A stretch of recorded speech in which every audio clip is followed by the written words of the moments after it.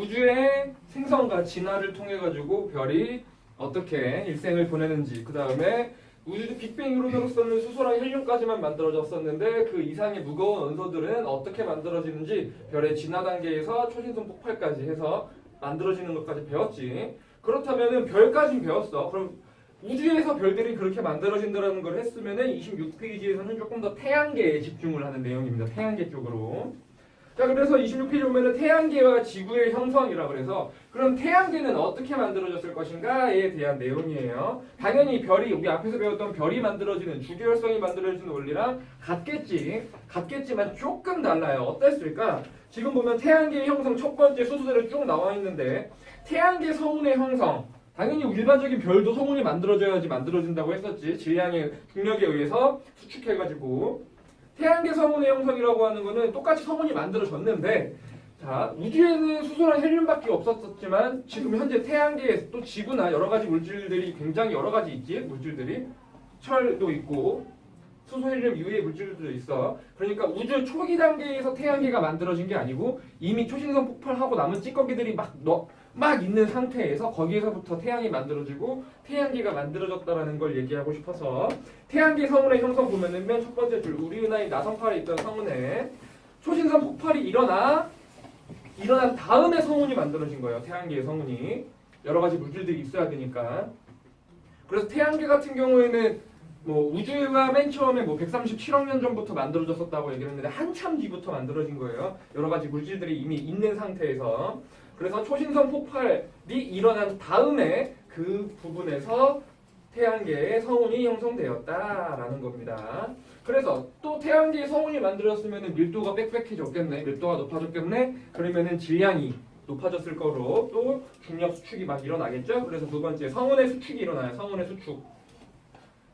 이제 성운이 막 이렇게 만들어졌다가 질량이 생기니까 막 수축해갖고 수축을 하는데 자, 얘 같은 경우에 수축을 하는데 땡겨오는 물질들이 다 다를 거 아니야. 어떤 새끼는 수소, 어떤 새끼는 뭐 금속일 수도 있고 막 다를 거 아니야. 그러다 보니까 땡겨오는 힘들이 다 달라요. 그러다 보니 성운이 그냥 얌전하게 이렇게 수축을 하는 게 아니고 들어오는 힘이 다 다르기 때문에 회전하면서 수축을 합니다. 회전하면서. 두 번째, 성운의 수축을 할 때 밑줄 쳐볼까? 중력에 의해 수축하면서 회전 동그라미. 회전을 해요, 얘가. 빙빙빙 돌게 된다는 소리지. 회전을 하면서 수축합니다. 회전을 하면서 수축해요.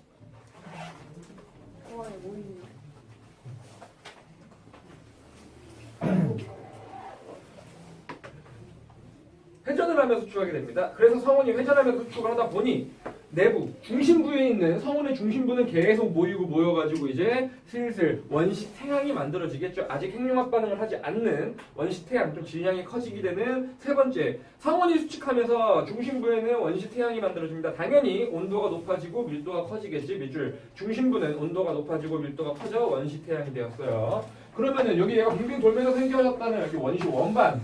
여기 가운데 부분 이제 수축해하고 태양이 만들어지겠지. 이 원반 모형에는 이 태양이 수축하면서 회전하면서 남은 찌꺼기들이 이 원반에 쫙 모이기 시작해요. 원반 쪽으로.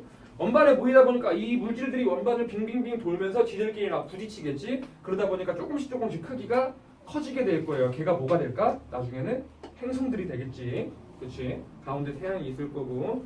그래서 두 번째 점, 원시 태양의 바깥쪽에 회전이 점점 빨라지면서 밑줄. 점점 빨라져요. 회전은. 납작한 원반 모양이 됐어요. 일단 원반 모양. 중심부는 원시 태양이 만들어졌고 이렇게 납작하게 이쪽 부분은 원반이 만들어졌다라는 거. 그 다음 마지막 네 번째구나. 그렇게 원시 태양은 중심부는 계속 수축을 할 거야. 수축. 밀도는 계속 높아질 거고 온도는 계속 올라갈 거예요. 그래서 계속 올라가고 있고 그 다음에 여기서 이 원반들에서 모이는 그 다른 찌꺼기들이 모여가고 조금씩 덩어리를 이루게 돼. 이렇게 가운데 태양이 있고 이 원반에 덩어리들이 모이기 시작해하고 이 덩어리들을 뭐라고 하냐면은 미행성체다라고 얘기를 합니다. 다시 책을 보면은 두 번째 점, 원시 원반은 회전하는 동안 여러 개의 큰 고리가 형성되었고 요 원반 얘기하는 거야. 그 가스와 먼지들이 뭉쳐서 마지막 밑줄 뭉쳐서 수많은 미행성체가 형성되었다. 미행성체가 작은 소행성 같은 작은 덩어리들인 거야. 우리 차력으로 생각하면 차력 덩어리들이 막 놓여 있는 거겠지. 얘네가 또 계속 빙빙빙 돌면서 어떻게 될까? 서로 부딪히겠지 계속. 그러면서 어떻게 해요? 크기가 계속 커져지겠죠. 그래서 결국에는 뭐까지? 행성까지 만들어지게 될 게 밑에 마지막 내용. 자, 중심부는 당연히 계속 수축하다 보니까 온도가 계속 올라가서 결국에는 또 핵융합 반응이 일어날 거야. 무슨 핵융합? 수소 핵융합 반응이 일어나겠지. 그래서 첫 번째죠. 원시 태양은 중심부에서 자, 수소 핵융합 반응이 일어나면서 태양 밑줄. 당연한 얘기지만 수소 핵융합 반응이 일어나면서 태양이 되었고요. 두 번째 점. 미행성체가 밑줄. 미행성체가 서로 충돌하여 원시 행성이 되었어요. 원시 행성. 아직 뭐 지구다 이렇게 얘기할 수 없을 정도로 크기가 작고 아주 원시적인 행성들이 만들어졌고 여기 남은 더 가벼운 찌꺼기들은 이제 핵융합 반응이 일어나다 보니까 태양에서 에너지를 방출하지 태양풍이라고 하는 입자들도 막 방출하거든. 여기 있는 찌꺼기들은 밖으로 막 퍼져가지고 여기 태양계 바깥쪽에 찌꺼기 구름들이 이루고 있어요. 지금도 그래요.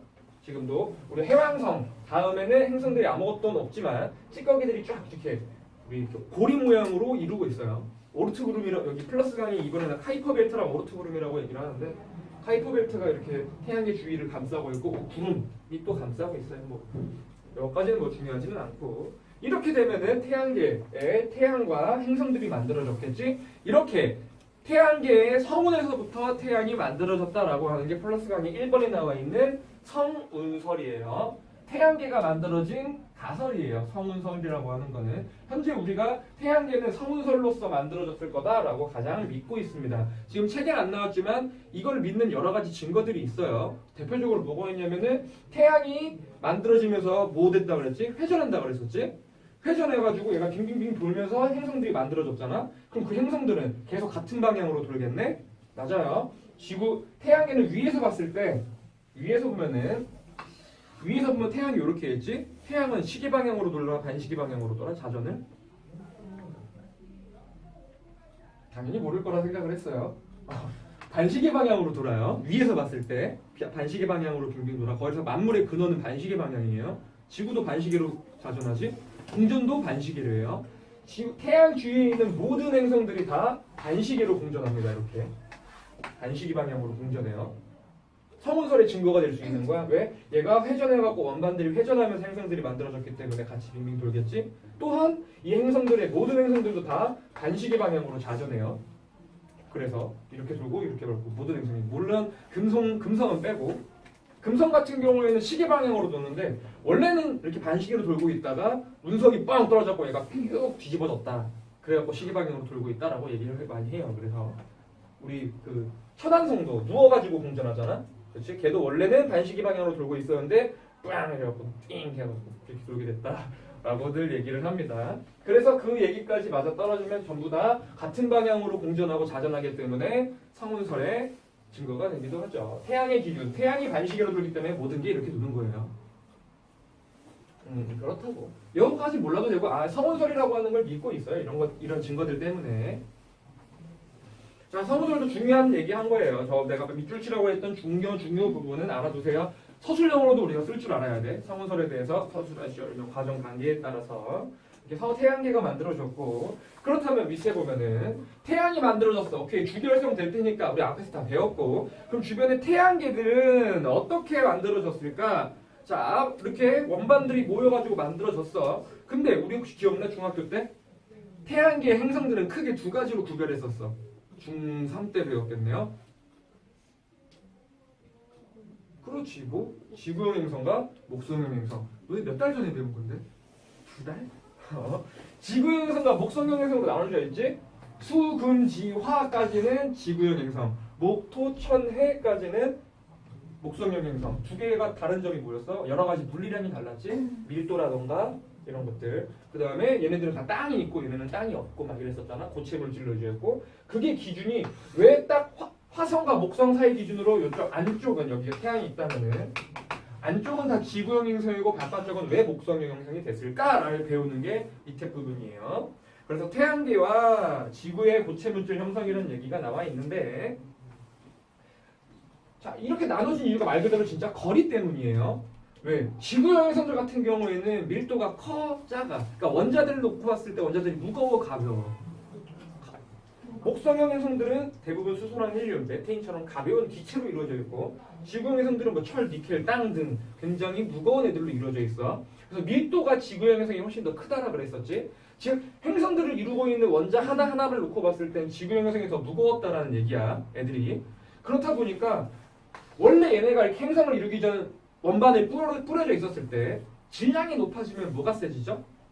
중력이 세져요. 그러니까 여기 있는 무거운 물질들이 태양의 중력에 의해서 좀 더 중력이 가벼운 애들보다는 센 거야. 그래서 태양에 가깝게 더 많이 끌려간 거예요. 그래갖고 태양계 성에 이렇게 여러 가지 무거운 물질들은 태양 근처로 다 쏠린 거야. 중력에 의해서 그런 거예요. 간단하게. 그래서 가벼운 애들은 상대적으로 중력이 약하기 때문에 바깥쪽에 그냥 몰린 거예요. 몰린 거예요. 그래갖고 몰리고 해가지고 지구형에서는 그래서 무거운 애들로 주로 이루어져 있는 거야. 그리고 또 하나 지구형에서 같은 경우에는 다 육지가 있고 대기들도 끓는 점이 높은 애들로 이루어져 있거든. 무겁고 끓는 점이 높은 애들. 왜 그러냐면 태양에서 가까우면 가까울수록 당연히 더 뜨겁겠지. 만약에 끓는 점이 낮은 물질 같은 경우에 다 기체로 되어나가지고 다 날아갔겠죠. 그렇지. 그래갖고 태양 물이 땅속 보면은 막 끓는 점이 되게 높은 애들밖에 없잖아. 철 막 이런 거 끓는 점 막 천도 막 이러니까. 얘네들은 다 낮은 온도에 있고 끓는 점이요. 그래서 크게 두 가지로 나눌 수가 있어요. 뭐 거리에 의해서. 자, 재료를 한번 봐볼까? 태양계와 지구의 고체 물질 형성 그래가지고 밑줄 한번 쳐볼까요? 뭐 태양계 형성에 맞춰서 밑줄. 태양계로부터 거리에 따라 원반을 이루는 물질이 달라졌어요. 이유는 없지만 중력 때문이야. 그래서 태양과 가까운 곳은 지구형, 먼 곳은 목성형이 될 것이다. 거리에 따라서. 자, 우리가 중학교 때 배웠던 지구형 형성과 목성형 형성의 물리량 비교하는 것도 당연히 할 줄 알아야 돼. 밀도는 누가 더 크지? 지구형. 토성에서 밀도가 작지. 토성 같은 경우에 물보다 밀도가 작아갖고 만약에 토성을 담을 수 있는 물이 있으면 토성은 물 위에 뜬다는 얘기를 하죠. 그렇지? 여러 가지 뭐 자전 속도라든가 크기도 누가 더 커? 목성형이 더 크지. 그럼 크기는 왜 지구형이 더 작고 목성형이 더 클까? 크기는 간단해요. 지구형 행성들을 이루는 그 무거운 물질들 같은 경우는 우주에 많이 있어, 조금 있어. 조금 있어. 대부분이 뭐였어? 수소랑 헬륨이었잖아. 애초에 그냥 별로 없었어. 그래갖고 여기 와가지고 모였는데 그냥 애들이 별로 없는 거야. 있는 애들만 모인 게 요만한 거예요. 간단하게. 그래서 크기가 그렇게 작은 이유는 뭐 중력 이런 것 때문인가 아니라 그냥 그 물질들이 별로 없어서 그렇게 된 거야. 목성형에서는 크기가 커요. 지구형에서는 크기도 작고요. 여러 가지 물리랑 비교하는 것들은 뭐 간단한 거니까 어렵지 않을 거고. 지금 밑에 있는 표 같은 경우에는 좀 더 자세하게. 자, 지구형에서부터 봐볼까? 온도, 고체 물질의 형성, 행성의 주요 성분, 평균 밀도까지 다 아셔야 됩니다. 먼저 밑줄 쳐보면 태양으로부터 거리가 가까워. 거리가 가까워 온도가 높아요. 지구형 행성은 평균 온도가 높아요. 그래서 밑에 메테인과 같은 물질을 증발하고 철, 니켈, 기수와 같이 자, 녹는 점이 높고 무거운 물질 밑줄. 녹는 점이 높고 무거운 물질. 이건 중요한 단어예요. 지구형 행성을 이루는 가장 많은 물질들, 대부분의 물질들이 녹는 점을 높고 무거운 물질로 돼 있다. 그래서 이 위행성체들이 만들어졌고 걔네들이 부딪히고 크기가 커져서 행성들을 이뤘을 거야. 자, 행성의 주요 성분 보면은 그래서 원시 행성이 무거운 물질을 끌어들여. 자, 암석 성분, 주로 암석 성분 밑줄 쳐볼까요? 암석 성분이에요. 그래서 암석이라고 하는 거는 무겁고 녹는 높다라고 생각하시면 되고요. 평균 밀도, 그래서 평균 밀도는 어떻게 된다? 밀도가 크다라는 거. 밀도가 높다, 밀도가 크다 표시해 두시고요. 그게 뭐야? 지구형 행성들. 그럼 목성형 행성들 같은 경우에는 반대가 되겠지. 온도, 자, 거리가 멀었기 때문에 온도가 낮은 곳에서 형성 밑줄 쳐보고, 뭐 녹는 점이 낮은 애들로 뭐 이루어져 있어요. 그래서 녹는 점이 낮은 밑줄 쳐두고 밑에 행성의 주요 성분 보면은 자, 헬륨 등 가벼운 기체도 알아두시고 주로 기체 성분이다 밑줄. 목성형 행성은 주로 끓는 점이 낮고 기체 성분들로 이루어져 있을 거예요. 나중에 화학을 배우면 요거 두 개는 연관이 있어요. 무게가 낮으면 끓는 점이 좀 낮아져. 원자량이 낮아지면. 자, 그래서 평균 밀도가 작아요. 평균 밀도가 작아요. 가끔 너네가 헷갈리는 게 그럼 지구랑 목성이랑 비교했을 땐 지구가 더 무거울까? 아니, 목성이 더 무거워요. 무겁기는. 크기가 졸라 크니까. 그래도 밀도가 작다라는 거야. 질량이랑 밀도랑 얘기하는 거 다른 거예요. 보통 밀도만 가지고 많이 물어봐. 근데 밀도 아니어도 방금 얘기했던 뭐 크기라던가 다른 지구형에서가 목성형에서 우리 중학교 때 했던 물리량들 이런 것도 알아둬야 돼. 뭐 있을까? 뭐 자전 속도. 누가 더 빨리 돌지? 지구형 행성과 목성형 행성 중에서 빨리 자전하는 애. 생각해봐. 왜 빨리 돌까? 차가워서가 아니라 가벼워서. 가벼워서. 누가 더 빠를까요? 목성형 행성이 더 빨리 돌아요, 자전. 우리 지구들이랑 이런 게 더 천천히 돌아. 얘네들이 훨씬 빨리 돌아, 빙빙빙. 그래가지고 줄무늬가 생기는 거예요, 행성들이. 뭐 이런 것들도 있을 거고. 알아두시면 좋으실 거고요. 자, 그래서 이렇게 크게 행성들을 두 개로 나눈 다음, 자, 그럼 지구에 좀 더 집중을 해볼까? 자, 그럼 맨 처음에 오른쪽 넘어가 27페이지는 지구의 형성들이었어요. 자, 지구의 형성은 당연히 암석 성분으로 이루어져 있고, 최초의 지구, 즉 우리 성운설에 의해서 원시 지구가 만들어져서 거의 미행성체에 가까웠지. 원시 지구는 거의 지구 현재 크기 한 4분의 1 정도밖에 안 됐대요. 맨 처음에 지구라고 할 수 있을 만한 사이즈가. 근데 얘가 이렇게 있었는데 그 원반에서 빙빙빙 돌고 있는 미행성층들이 계속 부딪혀가고 크기가 점점 커졌을 거 아니야? 차를 막 붙이듯이. 그래갖고 점점 크기가 커져가는데 얘는 그냥 크기가 커져가는 게 아니고, 야, 그럼 말 그대로 운석이 빵빵 떨어지면 지구는 점점 뜨거워질까 차가워질까? 뜨거워지겠죠? 운석이 빵빵빵빵 떨어지니까. 그러니까 크기가 점점 커져가기는 하는데 지구는 점점 어떻게 될까? 뜨거워져요. 그렇다 보니까 지구의 온도가 너무 높아져가지고 지구에 있는 물질들이 다 녹아버려요. 그래서 액체 지구의 형태로 거의 변해버려. 초창기에. 자, 책을 다시 한번 봐볼까? 자, 화살표 밑에부터 쭉 원시지구의 형성. 아, 원시지구가 만들어졌고요. 자, 두 번째 미행성체의 충돌. 밑줄 쳐보면 원시지구의 미행성체들이 충돌.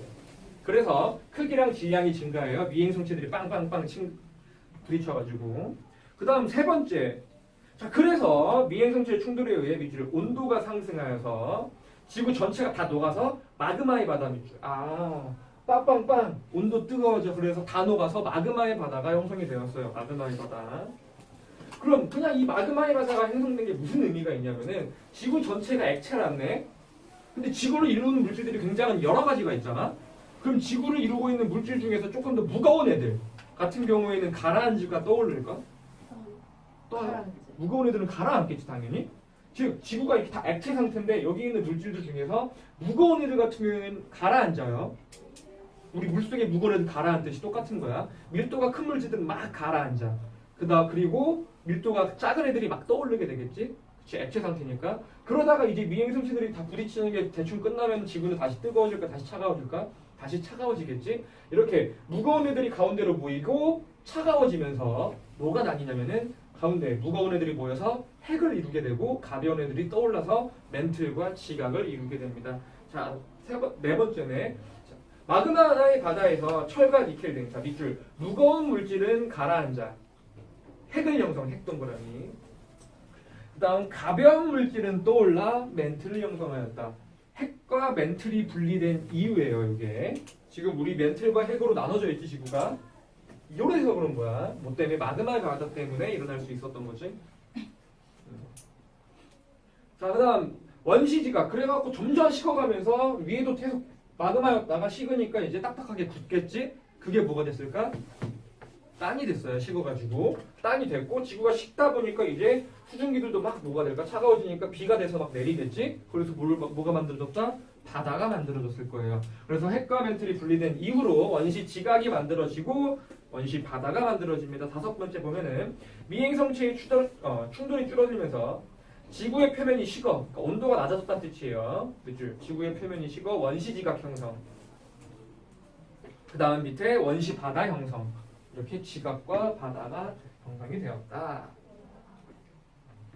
마지막. 그래서 지구가 만들어지고 생명체가 나와서 우리 기억나지?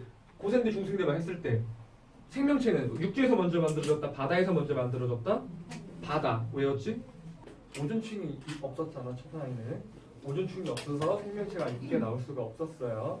에휴. 우리 끝나고 수업 끝나고 집 가서 책 안 봐? 아예 한 번도?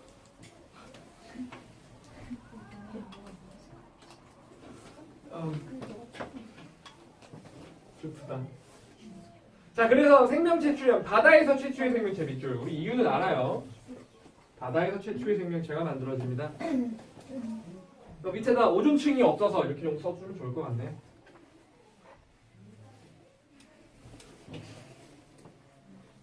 이것도 지구의 형성도 중요한 거예요. 쭉 얘기할 줄 알아야 돼. 원시지구가 만들어지고 원시 행성들이 미행성체들이 쭉 충돌해가지고 크기가 커지면서 지구는 뜨거워졌지. 그래서 다 녹아갖고 액체 상태인 마그마의 바다를 이뤘는데 그래서 무거운 애들은 가라앉고 가벼운 애들은 떠올라가지고 핵과 멘트를 이루게 되었다. 그치? 그 다음에 식어가지고 지각이 원시 지각이 만들어지고 비가 내려 원시 바다가 만들어졌고 생명체는 바다에서부터 됐을 것이다 라고 하는 게 지구. 이렇게 되면 지구까지 만들어졌네요. 자, 오른쪽 잠깐 플러스항이 5번 보면은 원시 대기의 성분별로도 한번 봐볼까? 지금 그래프를 보면은 이렇게 나와있지. 이런 그래프가 있어요 지금. 원시 성분 변화라 그래가지고 보면은 이렇게 얼추 일정한 건 질소고, 질소. 그다음에 확 줄어드는 거는 이산화탄소, 올라가는 거는 산소가 되겠네. 자, 원시 여기가 시간이니까 원시 지구가 됐었을 때는 이산화탄소가 질소보다 더 많이 있었어요 오히려. 근데 이산화탄소는 점점 줄어들었지 왕창. 왜 줄어들었을까? 이산화탄소는 공기 중에 많았어. 이거 대기 성분이니까 공기 중에 많았지만 비가 많이 내려서 바다가 만들어질 정도니까 비가 무지하게 왔겠지. 이산화탄소는 물에 녹아요. 그래갖고 바닷속으로 녹아갖고 바다로 쭉 흡수되고 땅속으로 흡수되게 된 거야 이산화탄소는. 그래서 점점 이산화탄소는 줄어들어요. 요새는 좀 다시 올라가고 있지 지구온난화 때문에. 근데 질소 같은 경우에는 거의 일정하지. 전에도 몇 번 얘기했지만 질소 N2라고 하는 거는 삼중결합으로 매우 강한 결합, 즉 매우 안정한 물질이에요. 그래서 대기 중의 질소는 반응을 안 하고 그때부터 지금까지 아무 짓도 안 하고 그냥 가만히 있어요. 그래가지고 우리 과자 살 때 질소 넣어주잖아. 그게 이것 때문이야. 반응을 안 하기 때문에. 질소 사면 과자 있듯이 약간 질소를 넣은 거예요. 거기다 산소 집어넣으면 과자 그냥 다 눅눅해져 버려. 아무튼 그래서 질소는 큰 변화가 없고, 산소는 처음에 아예 없었네. 근데 이때부터 갑자기 늘어나네. 이때 뭐가 일어났을까? 최초에 생물 뭐였지? 뭘 하는 생물? 광합성을 하는 남세균. 사이노바키라고 하는 얘가 만들어졌겠죠. 이때부터 이제 뭐 오존층도 만들어지고 했겠네. 뭐 이런 것들을 알 수가 있어요. 원시 대기의 성분. 그래서 예를 들어 문제에서 원시 대기에는 산소가 지금보다 더 풍부하였다. 뭐 이런 얘기로 나오면 틀린 말이 된다는 얘기야. 이때 이산화탄소 보면은 원시 바다의 녹아 밑줄 요거만 알아두면 될 것 같고요. 원시 바다의 녹아. 산소는 뭐 광합성 생물의 등장 이 정도 알아두시면 되겠네.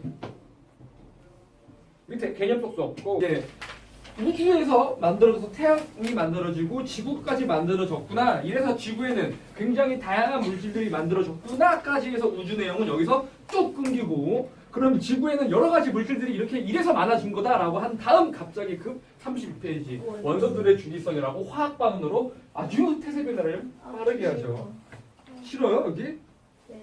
왜? 좋아하는 애들도 많은데요 화학 쪽은. 싫어요.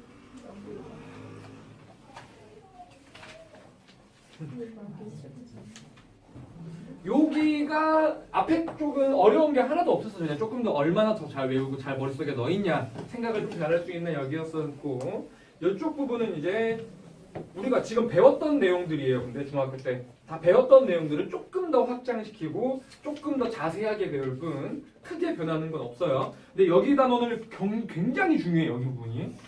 여기 부분을 굉장히 잘 해야 돼요. 중요한 단원이야. 원소들의 주기성이라서. 자, 원소들의 주기성이라고 해서 갑자기 이제 원소가 나오게 되는데, 원소라고 하는 거는 기억나지? 원소는 물질을 이루는 기본 성분이어서 원소, 분자, 원자 뭔 차이인지 말해줬었지 내가? 네. 뭐였는데? 분자라고 하는 거 다시 한번 분자, 원자, 원소 이렇게 있는데, 분자라고 하는 건 물질을 이루고 있는 성질을 이루고 있는 가장 작은 단위였어. 물 같은 경우에는 H2O 이렇게 얘가 뭉쳐 있어야지 이 한 덩어리가 물의 성질을 나타내기 때문에 얘가 물 분자가 된다 그랬지. 얘를 더 짧게 쪼개면 뭐가 되는 거야? 수소랑 산소, 원자가 되는 거예요. 원자랑 원소는 거의 같은 개념인데 원자는 조금 개수를 물어볼 때 쓰는 거고 원소는 좀 종류를 물어볼 때 쓰는 거야. 얘 같은 경우에는 물 분자는 H2O로 되어 있지. 물 분자를 이루고 있는 원소는 몇 개야? 2개예요. 수소랑 산소. 원자는 몇 개야? 3개예요. 수소 2개, 산소 하나. 이런 차이가 있어요. 자, 그래서 원소라고 하는 건 물질을 이루는 기본 성분이었고, 첫 번째, 더 이상 다른 물질로 분해되지 않는다. 여기서 분해되지 않는다라는 거는 이제 우리 앞에서 배웠던 쿼크까지 단위를 보는 게 아니고, 그냥 여기서만 그 원소 원자에서만 보는 거예요. 물질 때만. 쿼크까지 쪼갠다는 게 아니에요. 아무튼 원소는 다른 물질로 분해되지 않고요. 현재까지 알려진 원소는 약 110개 동그라미 쳐두고요. 현재는 우리가 110가지 정도 쓰고 있어요. 계속 발견되고 있고 110까지는 알아두시고, 그 다음에 보면 알겠지만 우리가 보면 세상에 있는 모든 물질들은 110가지밖에 없을까? 원소들 같은 경우에는 원소 하나만으로도 당연히 물질을 이룰 수도 있지만 얘네들이 굉장히 여러 가지가 결합해가지고 화학 결합을 해서 여러 가지 다양한 물질들이 놓여 있지.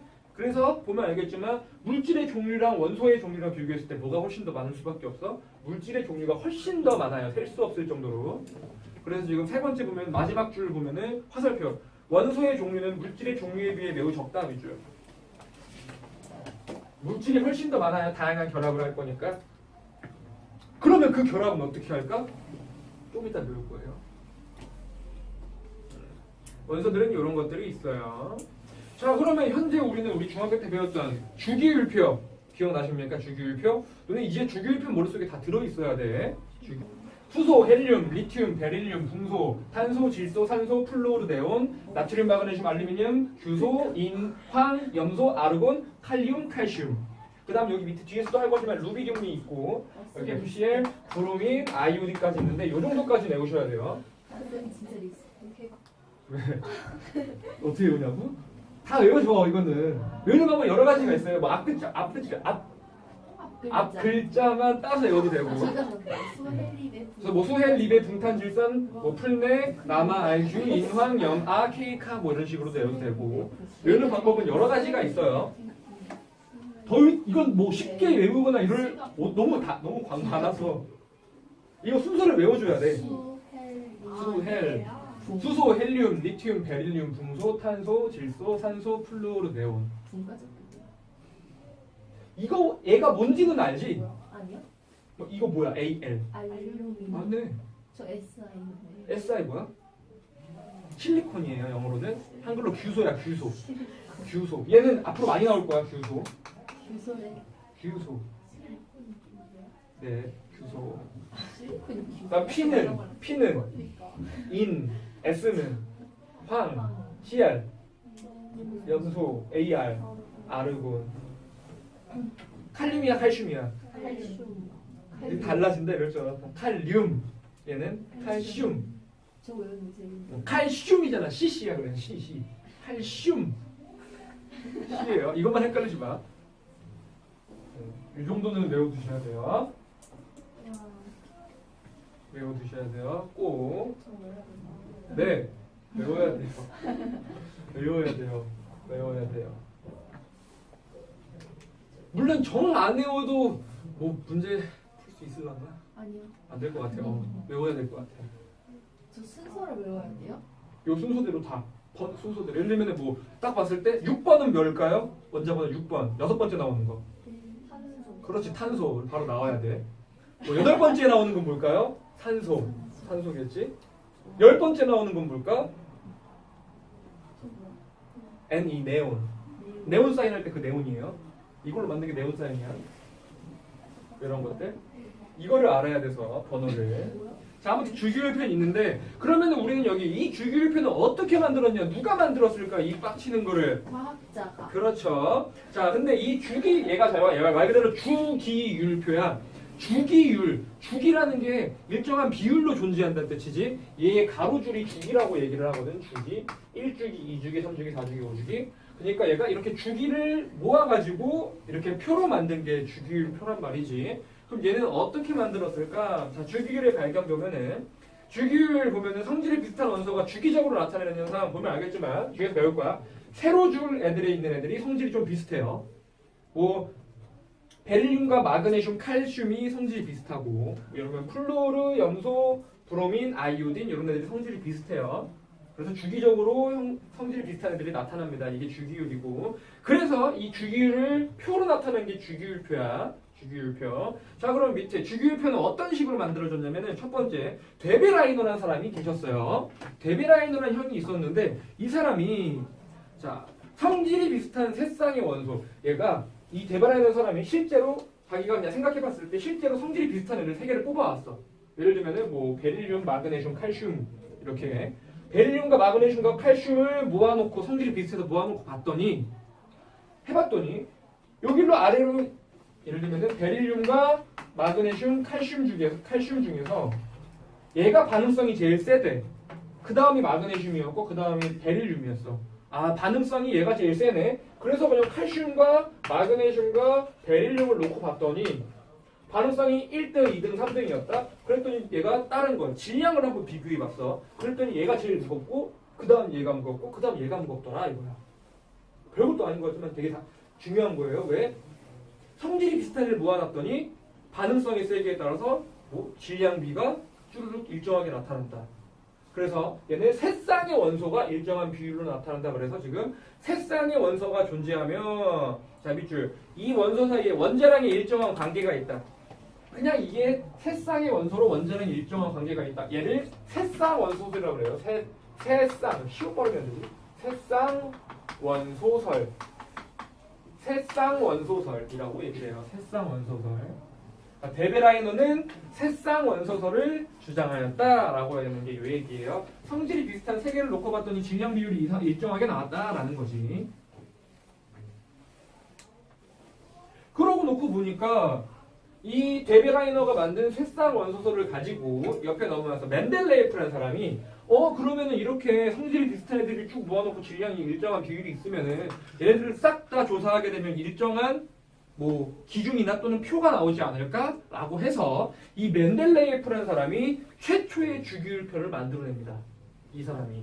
자, 멘델레예프를 보면은 당시에 알려진 63종 동그라미. 자, 이땐 63종이었어요. 지금보다 훨씬 적지 반 정도가.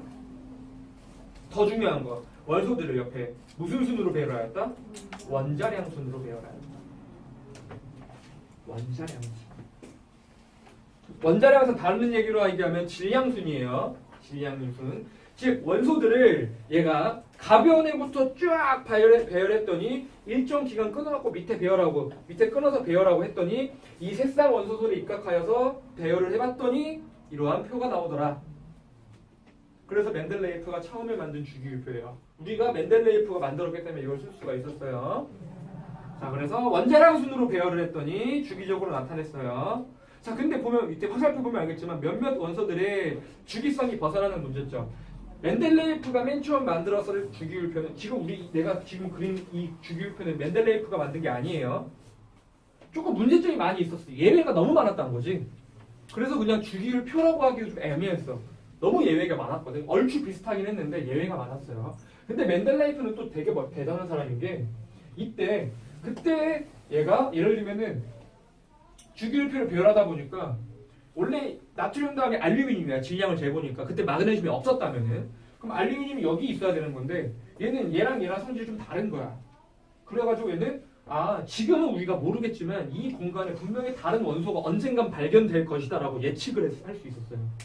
예측을. 그래서 비워놓고 주기율표를 막 만들어냈어, 지가. 이게 엄청난 업적이에요, 이거는. 왜? 실제로 이 빈 공간에 새로운 원소가 발견이 됐거든요. 여기에 있는 게. 그래서 멘델레예프는 최초의 주기율표라는 걸 고안해냈다는 게 굉장히 멋있는 거고, 이렇게 예측하고 이 원소들을 규칙이 있다라는 걸 얘가 조금 더 현실적으로 얘기를 한 거지. 플러스 강의에 뭐 2번에 나와 있네요. 한번 읽어봐 주시면 알 것 같아요. 멘델레예프는 이런 것들을 굉장히 좋은 업적으로 남겼어요. 뭐라고? 만들지 말지 뭐하나 힘들게.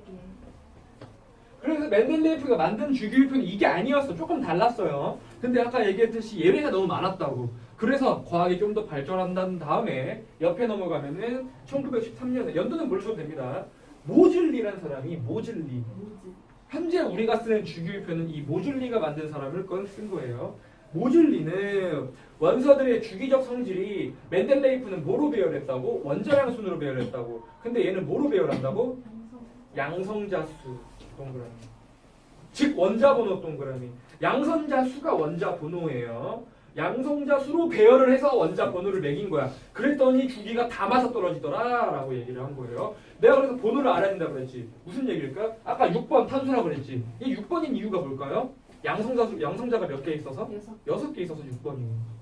얘 10번인 이유는 뭘까? 양성자 수가 몇 개 있어서? 10개 있어서. 그래서 우리 원자 번호는 여기에 써요. 왼쪽 아래다가 쓰는데 얘 1번, 얘 2번, 3번, 4번 막 이렇게 쭉 넘어가거든. 이 번호가 의미하는 게 뭐다? 원자 번호, 즉 양성자 수가 된다. 위에 있어요. 어디야? 이 위에 쓴 거야. 원래 아래 왼쪽 아래 많이 쓰는데 여기에는 질량수를 써요. 질량수라고 하는 거는 양성자랑 중성자를 합친 수야. 그래갖고 헬륨 같은 경우에는 만약에 이렇게 써 있잖아. 그러면 이건 우리가 딱 보는 순간 아 양성자 몇 개 있다? 2개 있다. 중성자는 몇 개 있다? 2개 있구나. 그래 합쳐서 4개니까 이런 걸 알 수 있어요. 예를 들면 탄소는 6번인데 여기 12가 써 있어. 그러면 탄소 양성자 몇 개? 6개. 그럼 중성자도 몇 개 있을까? 6개가 있구나. 산소 여기 8인데 원래는 16이에요. 근데 얘가 17이 있었어. 17. 그러면 여기는 양성자 몇 개? 8개. 중성자 몇 개? 9개겠지. 17이니까. 9개가 있구나. 이런 것들을 알 수가 있어요. 여기 위에 있는 게 질량수, 즉 원자량이 여기 위에 거예요. 그래서 앞에서 말했던 멘델레이프는 이 질량수로 배열을 했지만 모줄리는 양성자의 수로 배열을 했다. 왜 양성자의 수로 배열을 하면은 일정한 성질이 딱 주기율표가 맞아 떨어질까? 그건 조금 이따 배울 거예요. 그래서 현재는 모줄리가 만든 원자 번호, 즉 양성자 수로 된 걸 알고 있다. 그러니까 이 번호를 아셔야 된다고 순서를. 양성자 몇 개 있는지 딱 알 수 있어야 되잖아. 전 20번까지는 20번까지만. 얘네는 번호 몰라도 돼요. 그냥 이런 애들이 있구나 정도는 알아야 돼. 여기 20번까지. 지금 책 그림 보면 알겠지만 밑에 주기율표 나와 있지? 세로줄을 뭐라고 하지? 족이라 그래요. 족. 그래서 1족, 2족. 그럼 몇 족까지 있는 거지? 1, 2, 3, 4, 5, 6, 7, 8. 애들이 8족이라고 하는데 8족이 아니고 책 그림 보면 알겠지만 여기서 끊기지? 1족, 2족, 그 다음에 쭉 빠져있고 13족이에요. 물론 이 1, 2 주기에는 없어. 저거 다 뺀 거야. 저거까지 밑에 있는 거 다 안 해오셔도 돼요. 13, 14 해가지고 총 18쪽까지 존재를 하고 주기는 1주기, 2주기, 3주기, 4주기. 우리는 4주기 정도까지만 알면 되고 결국엔 7주기까지는 있어요. 이런 것들이 주기율표가 됩니다. 자, 다시 현대의 주기율표 봐볼까? 주기율표 원소들을 원자 번호 순으로 나열 동그라미. 근데 이게 무슨 순이다고? 양성자 순이에요. 같은 얘기라는 거. 즉 화학적 성질이 비슷한 원소와 세로 주기에 오도록 끊었어요. 쭉 배열하다가 이렇게. 그래서 세로는 족이에요. 족과 주기를 헷갈리진 않겠지? 이렇게 너네 다리 족이라고 생각해봐. 다리는 이렇게 일자잖아. 그러니까 세로줄이에요. 다리는. 족은 세로예요. 괜히 주기가 세로였나 가로였나 헷갈리는 애들이 있어. 족이 세로, 주기가 가로. 오늘 막 주기율표를 이렇게 머릿속에 떠올라야 돼. 예를 들면 2족, 2족 2주기 베릴륨이 있겠구나. 뭐 이런 것들. 2족 2주기는 뭐가 있겠구나. 할 줄 알아야 돼. 또 뭐 있을까? 문제 내봐. 딱딱 할 수 있어야 돼. 14족 5주 아니 5주기야. 없잖아요 4주기. 3주 14족에 3주기 주소. 이런 식으로 땅땅땅땅 나올 수 있으면 좋겠어. 나왔으면 좋겠어. 물론 이 정도까지 필요 없어. 이렇게 주기율표 외워두잖아. 시험 볼 때 너네가 시험지에다 주기율표 쓴 다음에 보면서 풀면 되잖아. 그러니까 머릿속에서 다 생각할 필요 없잖아. 그러니까 고3쯤 되면은 이게 머릿속에 떠올라서 그런 거 안 쓰고도 당연히 떠올려야 되는 건데 지금은 이 주기율표 외워두고 시험지에다가 받은 다음에 떠놓은 다음에 그걸 보면서 시험 보면 돼요. 헷갈리지 않게. 자, 그리고 보면 알겠지만 이 족은 세로줄은 여기 세로줄 족은 화학적 성질이 비슷한 애들이에요. 그래서 화학적 성질이 비슷한 애 족인데 자, 족부터 보면은 세로줄로 1부터 18쪽 표시해두고 1에서 18이에요. 8까지 아니라 18입니다. 다음 주기 1에서부터 7주기까지 있어요. 그리고 주기율표의 왼쪽 부분과 가운데 부분은 자 금속 원소 동그라미. 주기율표의 오른쪽 부분은 뭐? 비금속 원소 동그라미. 자, 주기율표가 이렇게 있잖아. 여기서부터 끊을 거예요. 따다다다다다. 이쪽 왼쪽 아래가 금속이에요. 오른쪽 위에는 비금속입니다. 금속, 비금속. 그래서 세상의 모든 물질은 금속과 비금속으로 나눌 수가 있어요. 예를 들면 뭐 사람들이 세상의 물질을 두 가지로 정의하시오. 그러면 금속과 비금속이요? 라고 해도 돼요. 금속과 비금속. 모든 물질은 나눠져 있어요. 근데 너네 막 이런 거 실수하는 게 또 있어. 막 일쪽 원소는 그럼 금속이네. 일쪽 모든 원소는 다 금속일까요? 수소는 아니에요. 이런 거 납치당하지 말고요.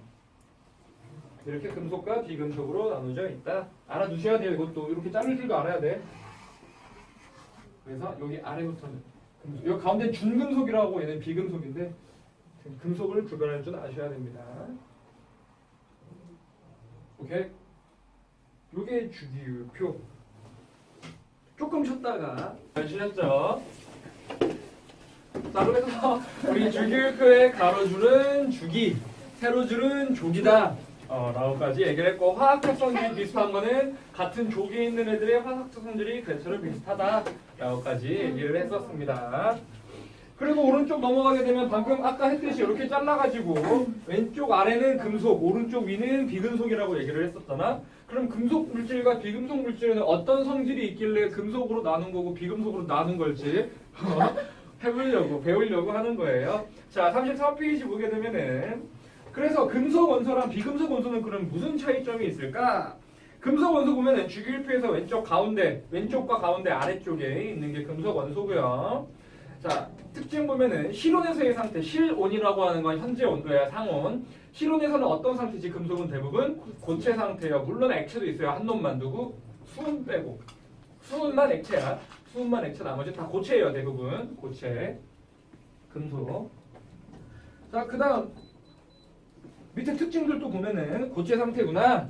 자, 대부분 특유의 광택이 있어요. 우리 금속 삐까번쩍 하잖아. 그치? 금속은 광택이 존재를 합니다. 금속 물질은 광택이 존재를 하고요. 광택. 두 번째, 열과 전기가 잘 통합니다. 이거를 열 전도성이라고 얘기를 하거든. 열 전도성과 전기 전도성이 높다라고 얘기할 수도 있어요. 특징도 알아둬야 돼. 광택 동그라미 쳐놓고 열과 전기 동그라미 쳐두시고요. 아주 말을 안 하면 표시를 안 해요. 세 번째, 외부에서 힘을 가해지면 잘 뿌개져, 금속이? 잘 안 뿌개지죠. 하지만 금속은 재련할 수가 있어요. 어떻게 밑에? 길게 늘어지거나 얇게 펴지는 성질이 있습니다. 이거를 길게 늘어지는 거를 뽑힘성이라고 얘기를 하거든. 뽑힘성. 얇게 퍼지는 거를 펴짐성이라고 얘기를 하는데, 펴짐성, 뽑힘성과 펴짐성이 있다고 하는데, 이 뽑힘성을 우리는 연성이라고도 얘기를 합니다. 연성. 뽑힘성, 펴지는 성질 밑에다가 연성 써놓고, 뽑히는 성질 밑에 연성, 펴지는 성질 밑에다가 전성. 그래서 금속은 연성과 전성이 있다라고도 얘기할 수 있어요. 연성과 전성. 예전에는 연성, 전성이라고 배웠는데 지금은 이 단어가 없어지고 뽑힘성과 펴짐성으로 바뀌긴 했는데, 학교에 선생님들이 혹시 연성, 전성을 알려줄 수도 있어. 안 알려줄 수도 있고 모르셔도 돼요. 굳이 외우긴 편해요. 전성, 펴지는 성질이 전성이야. 펴전성. 이거 얇게 펴전성. 얇게 펴전성. 펴지는 성질이 뭐야? 이거 도금하잖아. 우리 약간 얇게 도금하잖아. 도금하는 게 펴짐성을, 전성을 이용한 거고, 뽑힘성은 뭐 있지? 얇게 뽑히는 거, 철사 같은 거. 이게 다 연성을 이용한 얘는 철사, 전성을 이용한 거는 뭐 도금 또는 뭐 알루미늄 호일 이런 것들이 있겠죠.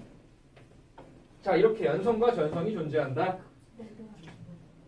그 다음 정말 중요한 거 하나 있어요. 밑에 이온의 형성. 자, 금속 원소들은 이온이 된다면, 이온은 플러스 또는 마이너스지, 얘가 이온이 된다면은 뭐가 된다? 양이온이 되기 쉽다. 동그라미 양이온. 금속 원소들은 양이온이 될 수 있어요. 음이온이 아예 강제로 만들 수는 있어.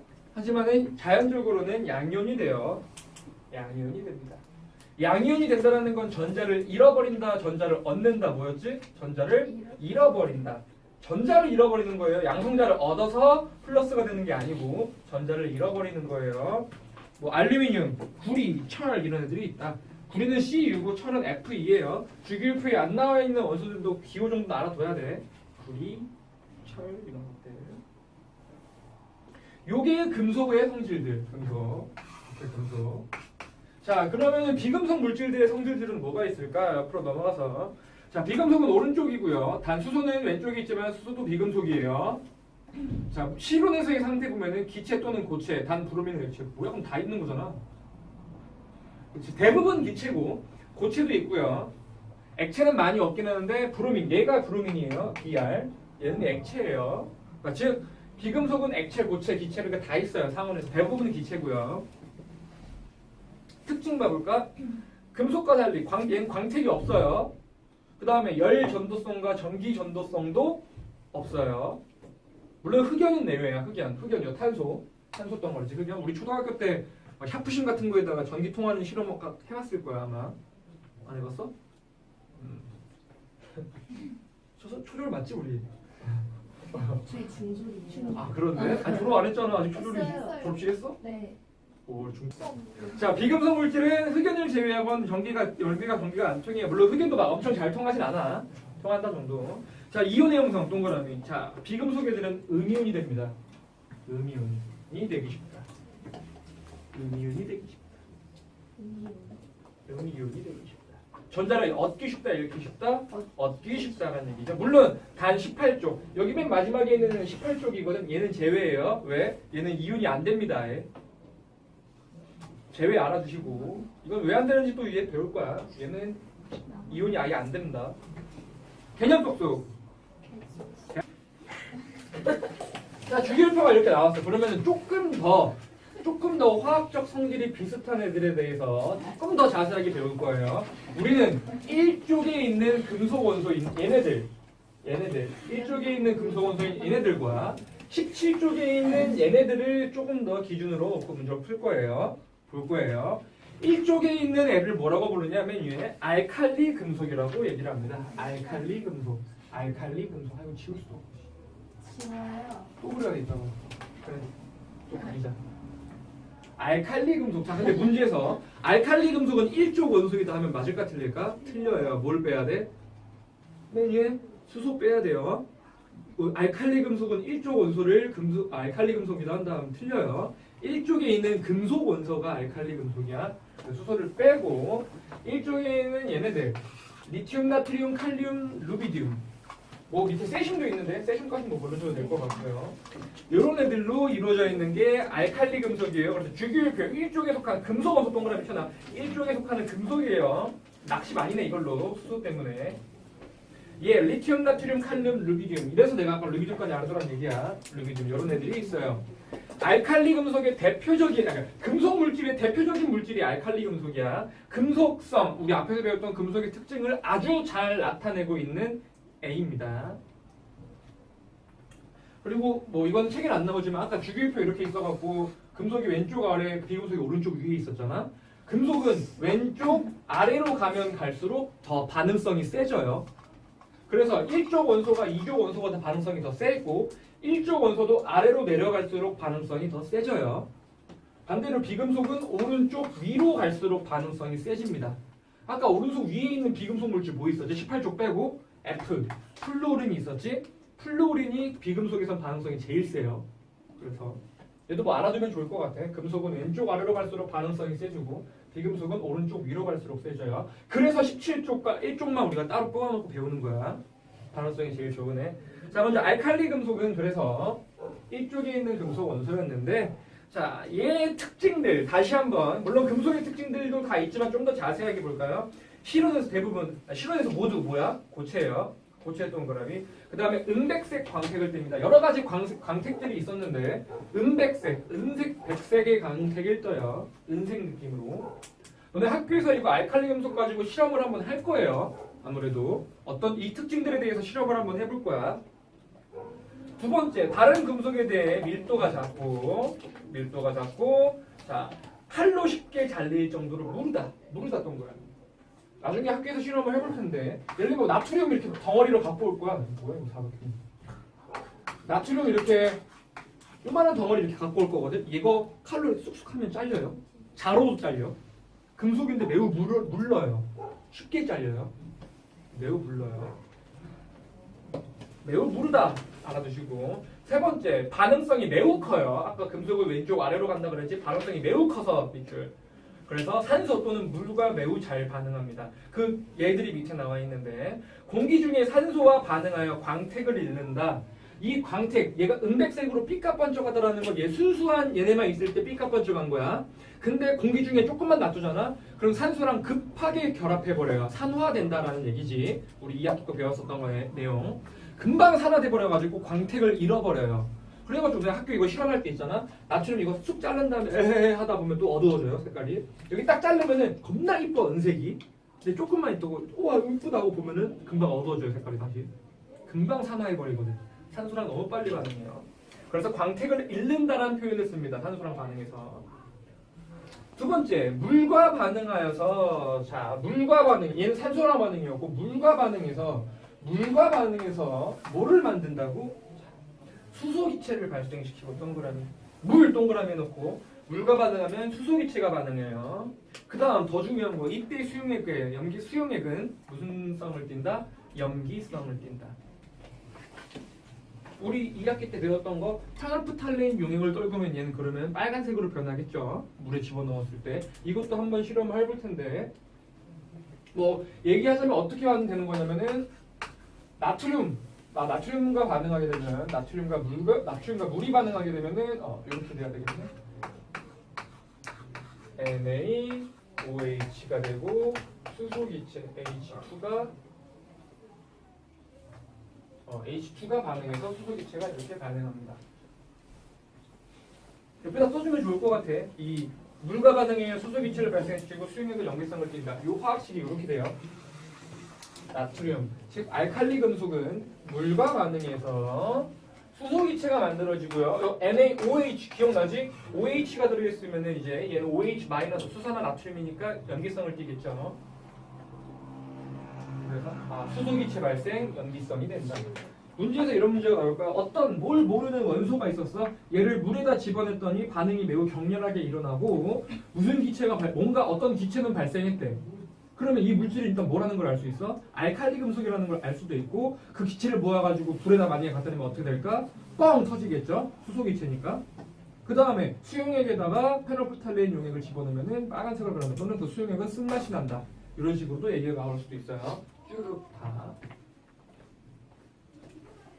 그리고 이 반응이 그냥 집어넣으면 얘가 뽀로로록 하면서 수소 뿅뿅뿅 이렇게 나오는 아주 차분한 반응이 아니라 매우 격렬한 반응이 일어나요.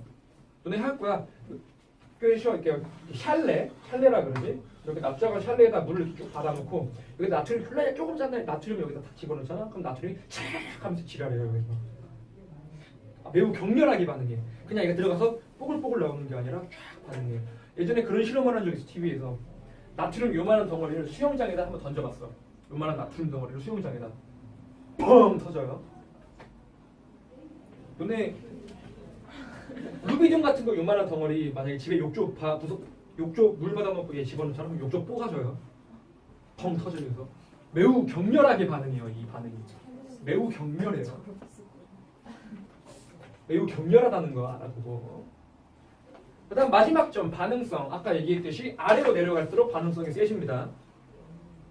그러면은 지금 보면 알겠지만 루비듐, 칼륨, 나트륨, 리튬 순으로 반응성이 센데 이 반응성의 세기는 외울 필요가 없겠지. 왜? 주기율표를 알면은 당연한 거니까. 아래로 내려갈수록 세져요. 그럼 이렇게 되겠지. 예를 들면은 리튬을 잘라가지고 물에다 집어넣었더니 수소기체가 나오고 루비듐을 잘라갖고 물에 집어넣었더니 수소기체가 똑같이 나왔어. 수소기체 뭐가 더 많이 나올까? 루비듐이 더 많이 나오겠죠? 왜? 반응성이 세니까. 뭐 이런 식으로도 문제가 나올 수 있고요. 반응성의 세기도 비교할 줄 아셔야 됩니다. 밑에 표를 보면 알겠지? 이거 반응성 세기 얘기하는 건데 칼로 단면을 잘랐을 때 즉 은백색 광택을 누가 더 빨리 이룰까? 당연히 루비듐이 제일 빨리 이뤄요. 그 다음 칼륨, 나트륨, 리튬 순으로 반응성이 제일 세니까 산화도 더 빨리 하는 거고요. 물과 반응도 마찬가지. 물에 넣었을 때 리튬 잘 반응함, 나트륨 격렬하게 반응함, 칼륨 매우 격렬하게 반응함. 아주 격렬하다고. 얌전히 반응 안 한다고. 진짜 해볼 거예요 이거. 물 이렇게 받아놓고 나트륨 조각 요만한 조각이 손톱 따라는 거 집어넣으면 촥 분명히 내 눈에 그림이 보여. 으아 이러면서 으아 이런 걸 다 할 거야. 그래서 얘네 같은 경우에는 그럼 얘네 그냥 어디 통에다가 집어넣고 이렇게 딱 보관할 수 있을까? 안 돼요. 왜? 금방 산소랑 반응해서 광택을 다 잃어버려. 그래갖고 얘는 파라핀 액체라고 약간 기름 같은 데다가 통에다가 보관해요. 기름 같은 플러스 강이 2번에 나와 있네. 알칼리 금속 그래서 물에다가 보관하면 안 되지 당연히. 물에다 보관하면 난리 나요. 그래서 기름 같은 파라핀 속에다가 집어넣어서 보관을 해요. 만약에 문제에서 알칼리 금속은 뭐 통에다 담아서 그냥 보관한다 이런 것도 틀린 거예요. 산소랑도 반응하면 안 되고 물과도 반응하면 안 되니까. 이게 뭐라고 써요? 요게 뭐다? 알칼리 금속이다. 그전 게 무슨? 얘를 알칼리 금속이라고 얘기를 합니다. 어허. 뭐시? 자, 그 다음 밑에 나와 있는 알칼리 금속 말고 할로젠 원소라고 얘기하는 게 나와 있죠. 할로젠 원소. 할로젠 원소는 몇 쪽에 있는 애라고? 17쪽. 17쪽에 있는 할로젠 원소는 이쪽은 없고 이쪽부터 F, Cl, Br, I까지 알아두셔야 돼요. 네 가지는. 네 가지씩. 플루오린, F는 플루오린 또는 플루오르, Cl은 염소. 이쪽 어디 없죠? 18쪽. 17쪽은 이쪽이 없죠. 플루오르, 염소, Br은 브로민이에요. 브로민. 브롬이라고도 얘기를 하고 브로민. I는 아이오딘 또는 요오드라고 또 얘기를 합니다. 아이오딘. 아까 얘기했지. 얘는 반응성 세기. 간단하게 누가 더 셀까 반응성? 얘가 제일 세요. 얘는 위로 올라갈수록 반응성이 세지거든. 비금속은 오른쪽 위로 갈수록. 금속은 왼쪽 아래로 갈수록. 얘는 이제 할로젠 원소라고 해요. 너네 괜히 이름이 헷갈려 해. 할로젠 원소이지 할로젠 금속인가? 알칼리 원소인가? 이렇게 헷갈리면 안 돼요. 알칼리 금속이고 할로젠 원소예요. 예를 들면 뭐 1조 금속 원소를 할로젠이라고 한다. 그럴듯하잖아. 틀려. 이러면 안 돼요. 이름 같은 걸로. 할로젠 원소라고 얘기를 하고. 자, 17쪽 특징들 한번 봐볼까? 주기율표의 17쪽에 속하는 비금속 원소고요. 플루, FCl, BRI 이런 애들이 있습니다. 자, 1번 보면은 실온에서 얘는 아까 금속 같은 경우는 그냥 나트륨 금속 결합으로 쫙 있겠지만 얘네들 같은 경우는 분자의 형태를 띄어야 되거든. 기체이기 때문에 분자인데 F 하나만 있을 수 있을까? 없어요. 얘는 전부 다 어떤 형태? 이원자 분자. 분자가 이렇게 두 개씩 결합해 있어야 돼요. 원자가 이런 상태로 존재를 합니다. 두 개가 결합해가지고.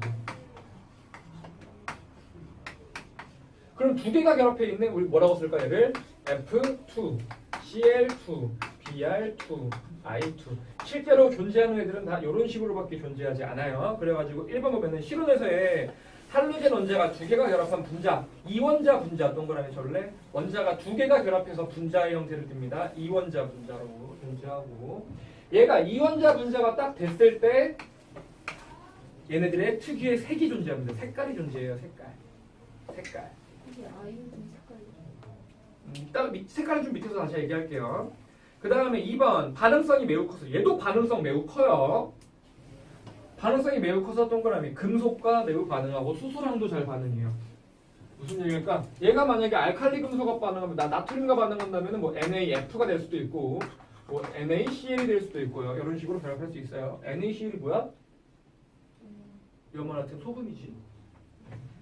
이렇게 얘네랑도 잘 결합하고 수소랑도 잘 결합해요. 그래서 뭐 NaH 얘는 아니구나.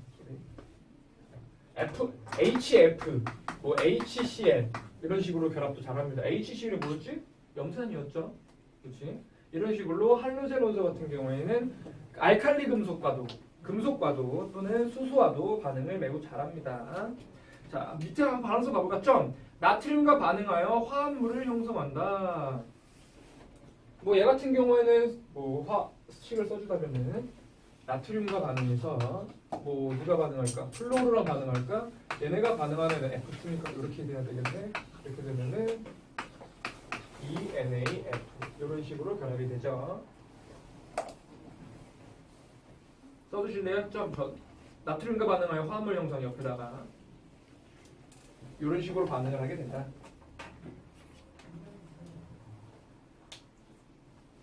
다음 두 번째 나트륨과 반응하여 화합물을 생성한다. 그러면은 얘는 수소랑 반응하여 할로젠 화수소를 형성하고 물에 녹아 산성을 띈다. 물에 녹으면 산성. 이건 당연한 얘기인데 한번 해보자면은 수소랑 반응하게 되면은 H2랑 뭐 CL이라고 해볼까요? Cl2가 결합을 하게 되면은 어떻게 될까? 얘는 EHCl이 되겠지? 얘가 의미하는 게 뭐야? 염산이었잖아요. 당연한 얘기예요. 그래서 두 번째 점, 할로젠 화수소, 수소와 반응하면 할로젠 화수소 밑줄 쳐놓고 그 밑에 물에 녹으면 산성을 띱니다. 이게 산성이죠. 이것도 화학식 써주면 좋을 것 같아. 뭐 HF도 있고 HCl, HBr 등 다 있어요. HCl, 뭐 HBr, HF 등등등 다 산성을 띱니다. 자, 그럼 반응성을 어디로 가서 쓰다고? 위로 올라갈수록 세져요. 반응성. 얘가 제일 셉니다. 비금속의 대빵이에요. 플로린이. 그래서 반응성의 대빵입니다. 자, 그러면 밑에 봐보면 아까 색깔 있다 그랬지. 특유의 색깔을 한번 봐볼까요? 자, 플루오린 같은 경우에는 특징 보면은 옅은 노란색이라고 하지. 얘는 노란색을 띱니다. 노란색. 아, 그리고 물질의 상태도 알면 좋을 것 같아. 얘는 상온에서 기체예요. 노란색을 띠는 기체입니다. 얘는 F2일 때야. F가 하나만 있을 때 노란색 기체라는 게 아니고 F2로 결합을 해 있을 때 이원자 분자 상태를 띠고 있었을 때 노란색을 띠고요. 기체 상태예요. 얘는 Cl2 얘도 기체입니다. 얘도 기체예요. 얘 같은 경우에는 초록색을 띱니다. 초록색. 브로민 같은 경우에는 적갈색이라고 하는 욕 아니에요? 갈색을 떼요. 갈색. 근데 얘는 액체예요. 또 액체. 알아두시고요. 그 다음에 아이오딘 I2는 얘는 보라색을 띱니다. 보라색을 써놓으면 보라색. 얘 같은 경우에는 고체예요. 고체. 이렇게 다 다르죠. 끓는 점 차이가 다르기 때문에 조금씩 달라져요. 반응성이 당연히 위로 갈수록 얘가 반응성은 1바이고요. 제일 세고요. 내려갈수록 약해져요. 이거 머릿속에 넣으셔야 됩니다. 지금 저거 C에 여기 노란색이 나왔어요. 지금 보면 알겠지만 얘는 노란색인데 옅은 초록색이라고도 얘기해요. 지금 보면 노란색이면서 초록색 빛깔 애매하지. 옅은 초록색. 노란색 가로쳐놓고 초록색 써놔. 뭐라고 알려줄지 몰라 학교에서. 옅은 초록색, 노란색이라고도 얘기할 수도 있어요.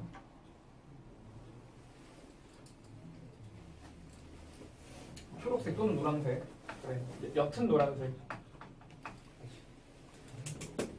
머릿속에 넣어두셔야 됩니다. 어떻게 보면 될까? F, fire, 불. 불 무슨 색이야? 빨간색과 노란색. 빨간색은 아니니까 노란색.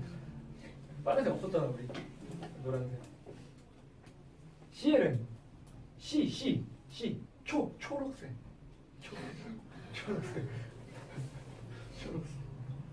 BR은 뭘까? 외우고 싶겠네. 갈색? 브라운이 되겠죠? 브라운, 갈색. I는 보라색이 영어로 뭐지? 퍼플 말고 하나 더 있어. 바이올렛. 그렇지. 아이올렛. 억지 같지? 그래서 잘 외워져. 이렇게 하면은 바이올렛. 왜 V는 아니잖아. V는 없으니까. 바이.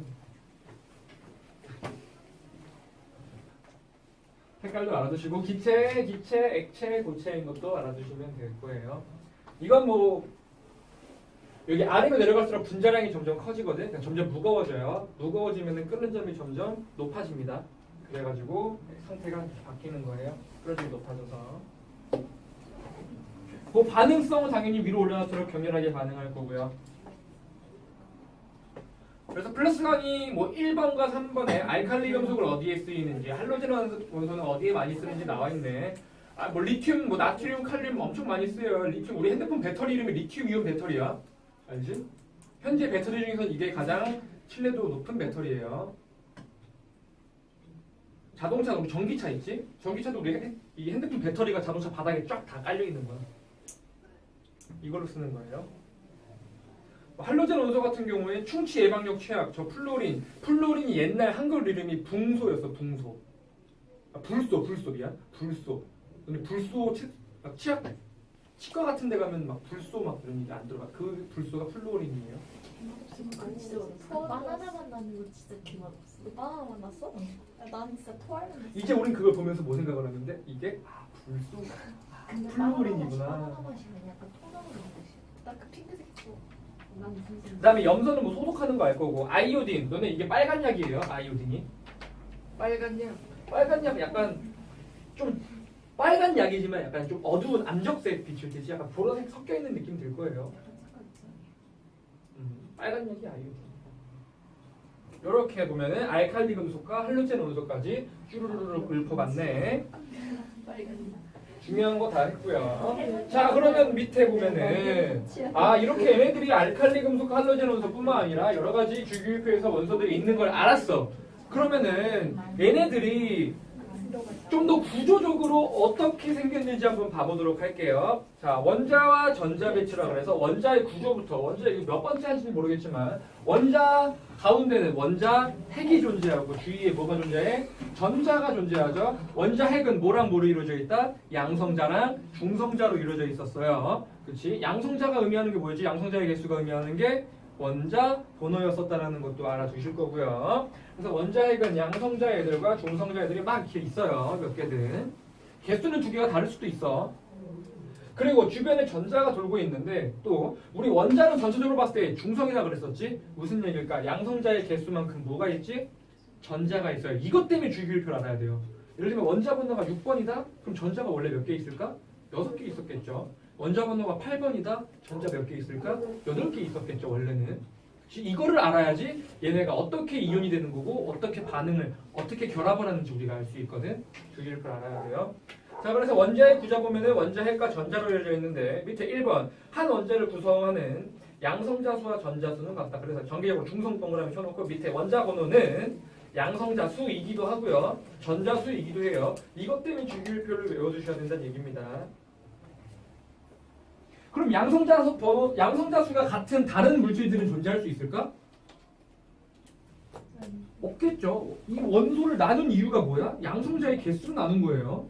양성자 수가 같은데 다른 원소일 수는 없어요. 물론 중성자 수는 같은데 다른 원소일 수는 있어요. 중성자 나누고 관련 없습니다. 요렇게 돼 있어요. 그럼 옆에 넘어와서 그러면은 양성자 원자 핵은 어차피 여기 다 모여 있을 거 아니야? 원자 핵은 별 관심 없어. 우린 전자에 대해서 봐볼게. 그럼 전자는 굉장히 여러 가지가 있으면 전자는 몇 개가 여러 가지가 있다면은 아무데나 막 있을까? 우리 중학교 때도 배웠었던 거 기억나? 전자 같은 경우는 전자는 아무데나 있을 수 있다 그랬어?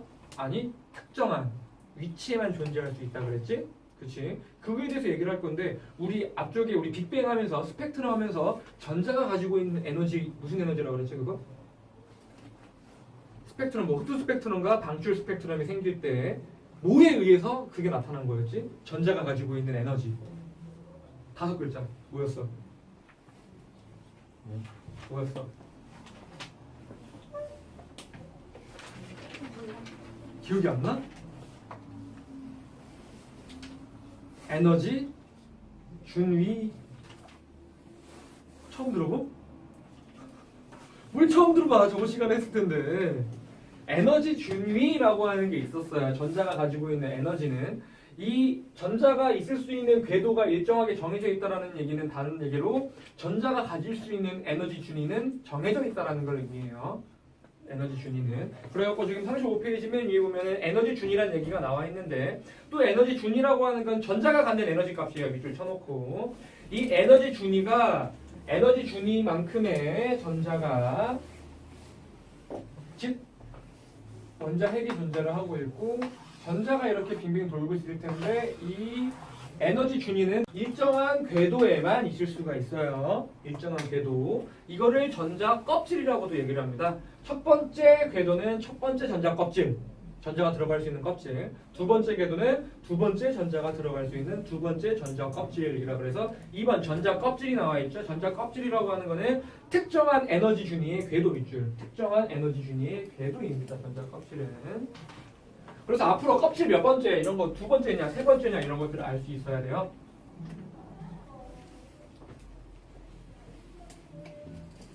존재한다. 자 그리고 3번 원자과 전자 별표 쳐놓고 원자가 전자라고 하는 거는 뭐냐면은 원자가 전자라고 하는 거는 자 원자의 전자 배치에서 밑줄 가장 바깥 껍질에 있는 전자예요.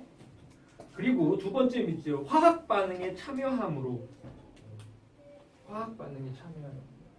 그래서 얘는 화학 반응이 일어날 때, 즉 원소랑 원소끼리 결합을 하거나 이온이 되거나 할 때 껍질의 가장 바깥쪽에 있는 애만 반응합니다.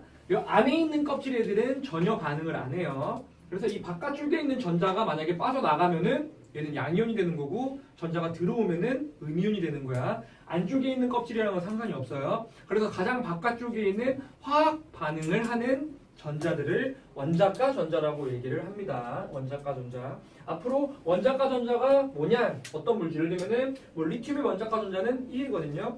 이런 것들을 쭈루룩 얘기할 수 있어야 돼. 원자가 전자가 뭔지는. 그래서 얘는 이 화학 반응, 마지막 전자 껍질에 있는 전자만 화학 반응에 참여하기 때문에 마지막 전자의 껍질에 전자가 만약에 하나밖에 없어. 첫 번째 전자에도 만약에 어떤 애는 이런 애가 있었어. 얘 전자 하나밖에 없어. 두 번째 여기에는 전자 있고 마지막 껍질에도 전자가 하나밖에 없어. 그럼 얘도 원자가 전자 하나일 거고 얘도 원자가 전자 한 개겠지? 얘네 두 개가 뭘까? 화학적 성질이 비슷해요. 그래서 그럼 촉이 오겠지. 얘네들이 무슨 관계에 놓여 있을까? 주기율표에 같은 주, 그렇지. 세로조개 같은 조개에 놓여 있어요. 자, 그다음 마지막 전자 배치의 원리. 그러면은 이 전자는 우리가 아까 몇 개가 있죠? 그럼 여기에 뭐 한 8개 들어있고 여기에 뭐 1개 들어있고 또 여기에 한 3개 들어있고 여기에 한 4개 들어있고 막 이렇게 있을 수 있을까요? 아니, 얘는 일정한 규칙이 존재합니다. 전자가 존재할 수 있는 껍질은. 자, 전자의 배치 원리 보면 첫 번째 점. 원자에게 자 가까운 전자 껍질부터 밑줄. 즉 전자 껍질 안에 안쪽에 있는 전자부터 무조건 들어가야 돼요. 전자들이 안쪽에 있는 껍질부터 전자가 들어가 있어야 됩니다. 무조건. 근데 두 번째 점. 각 껍질에 들어갈 수 있는 전자가 정해져 있어요. 첫 번째 전자 껍질에 몇 개? 최대 몇 개? 2개 했던 거라면 첫 번째 껍질 2개. 두 번째 껍질 최대 몇 개? 8개예요. 한번 해볼게. 자, 원자핵. 자, 얘가 원자 번호가 6번이었다. 6번이었어. 얘 뭘까요, 그러면? 탄소가 돼요. 양성자가 몇 개 있을까? 6개 있겠지? 그럼 전자 몇 개 있어야 돼? 6개 있어야 돼. 전자 배치 한번 표 그려볼까?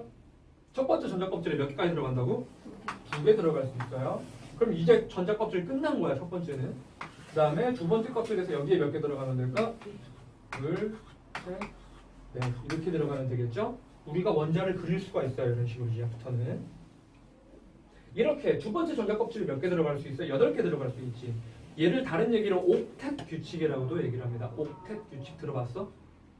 옥타 뜻이 8이란 뜻이잖아. 문어가 영어로 뭐야? 옥토퍼스. 옥타, 다리가 8개여서 그런 거예요. 그래서 옥텟 규칙이라고도 얘기해요. 옥텟 규칙. 이 단어를 이제 많이 안 쓰긴 하는데 왜냐하면 규칙인데 예외가 너무 많아져. 옥텟 규칙. 옥텟 규칙이라고 하는 건 전자 껍질에 2개, 8개 이렇게 들어가 있는 걸 의미해요. 그럼 얘는 지금 옥텟 규칙을 만족한 거야, 안 한 거야? 안 왔지. 마지막 껍질 꽉 안 찼잖아. 그러니까 꽉 차는 걸 얘기해요. 꽉 차는 거. 아무튼 8개가 배치된다. 그래서 8 때문에 옥텟 규칙이라는 얘기를 써요. 그러면은 다시 이번에 10번이었어. 10번이면 누굴까요? 네온이거든. 10번. 그러면은 전자 몇 개 있어야 돼? 10개 있어야 돼. 첫 번째 껍질에 몇 개? 2개 들어가. 마지막 껍질에 몇 개 들어갈까? 8개 들어가면은 꽉 찼네. 더 이상 들어갈 수 있어 없어? 못 들어가요. 이 다음이 만약에 생긴다면 어디 들어가야 돼? 다음 껍질에 들어가야 돼요. 다음 껍질에 들어가야 돼요. 잠깐. 이제 좀 촉이 오시는 분 있을까? 자, 우리 여기 1쪽부터 몇 쪽까지 있었지? 18쪽인데 가운데 쭉 날아가가지고 쭉 가로는 몇 개 배치돼 있어? 가로 하나, 둘, 셋, 넷, 다, 일곱, 8개 배치돼 있죠. 첫 번째 1주기는 몇 개 배치돼 있지? 2개 배치돼 있지. 왜 그럴까? 왜 2개밖에 없을까? 첫 번째 전자 껍질에 몇 개 들어간다고? 2개 들어가요. 그러면은 주기가 변했네. 그럼 뭐가 바뀌어? 껍질이 변해요. 자, 1주기, 2주기, 3주기, 4주기 하는 얘기가 뭘까? 껍질 수예요. 2주기는 껍질 2개예요. 이런 식으로. 그러면은 주기가 변하면은 껍질이 바뀌었다는 거네. 그러면은 1쪽에 있는 애는 원자과 전자가 몇 개일까요? 다 채워지고 그 다음번에 들어올 거 아니야. 원자과 전자 몇 개일까? 1개예요. 2족은 몇 개일까? 2개예요. 조개수가 의미하는 게 뭘까? 원자과 전자예요. 그래서 우린 더 주기율표의 중요성을 한 번 더 알았네요. 왜냐면은 자, 우린 산소를 딱 보는 순간 얘는 2죽이네. 그러면 껍질 몇 개 있다? 2개 있겠네요. 얘는 몇 쪽이 있어? 16쪽이겠네요. 그럼 원자과 전자 몇 개일까요? 6개 있어요. 6개. 원자번호는 8번인데 2개 먼저 들어가 있고 원자과 전자가 6개가 있겠지? 이런 식으로 우리는 쭉 얘기할 줄 아셔야 됩니다. 그래서 주기랑 조기 의미하는 게 저런 엄청난 의미가 있었어. 괜히 이런 식으로 성질을 나타내는 게 아니었었습니다. 그리고 하나 더. 자, 그러면은 내가 아까 마지막 전에 얘기했었는데 여기 18쪽 원소. 18쪽 원소는 반응한다 그랬어, 안 한다 그랬어? 얘는 아예 반응 안 한다 그랬지. 이 반응 안 하는 이유가 있다 그러면은 18쪽 원소 같은 경우에는 헬륨은 전자 껍질 몇 개야? 하나에 2개 들어있지. 그럼 껍질 꽉 찼네.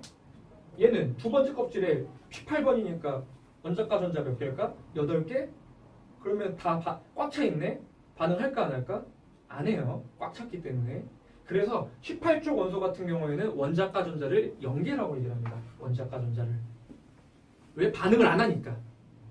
원자과 전자의 정의가 뭐였어? 가장 바깥쪽에 있으면서 반응을 해야 돼요. 그래서 18쪽에는 반응을 안 합니다. 원자과 전자 연계예요. 그래서 밑에 보면은 원자번호 1번부터 18번까지에 대한 전자 배치가 나와 있어.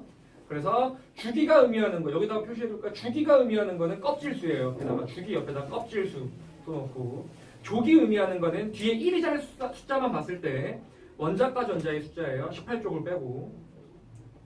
그래서 지금 맨 밑에 원자과 전자 18쪽은 연계라고 써있지? 왜? 가득 찼거든 전자가. 그리고 얘는 이 전자가 가득 차면은 매우 안정해져요. 안정해져요. 반응을 안 한다는 얘기지. 다른 얘기로는 전자가 꽉 안 차 있으면 불안정하다는 얘기예요. 반응을 더 잘한다는 뜻입니다. 반응을 더 잘한다는 뜻이에요. 반응을 잘한다는 뜻이에요. 만약에 그러면은 이것도 만약에 지금 얘가 뭐 리튬이라면은 이렇게 놓여 있겠죠? 그렇지? 얘는 껍질이 꽉 찼어 안 찼어? 마지막 껍질이 안 찼지. 반응 얘 안정할까 불안정할까? 매우 불안정해요. 그럼 불안정하다는 건 뭘까? 반응을 더 잘한다는 뜻이겠지? 매우 잘해요. 격렬하게 반응합니다. 얘는 반응하고 싶으면 어떻게 될까? 얘는 안정화되고 싶어 할 거야. 어떻게 되면 안정화될까? 꽉 채우던가 빼버리던가 하면 되겠네요. 그럼 얘는 8개를 7개를 채우는 게 편할까? 하나를 버리는 게 편할까? 버리는 게 편하겠네? 그럼 얘는 어떻게 돼? 전자가 하나 빠져나갔네? 이 Li 플러스가 됩니다. 뭐야? 이온이 된다는 뜻이지.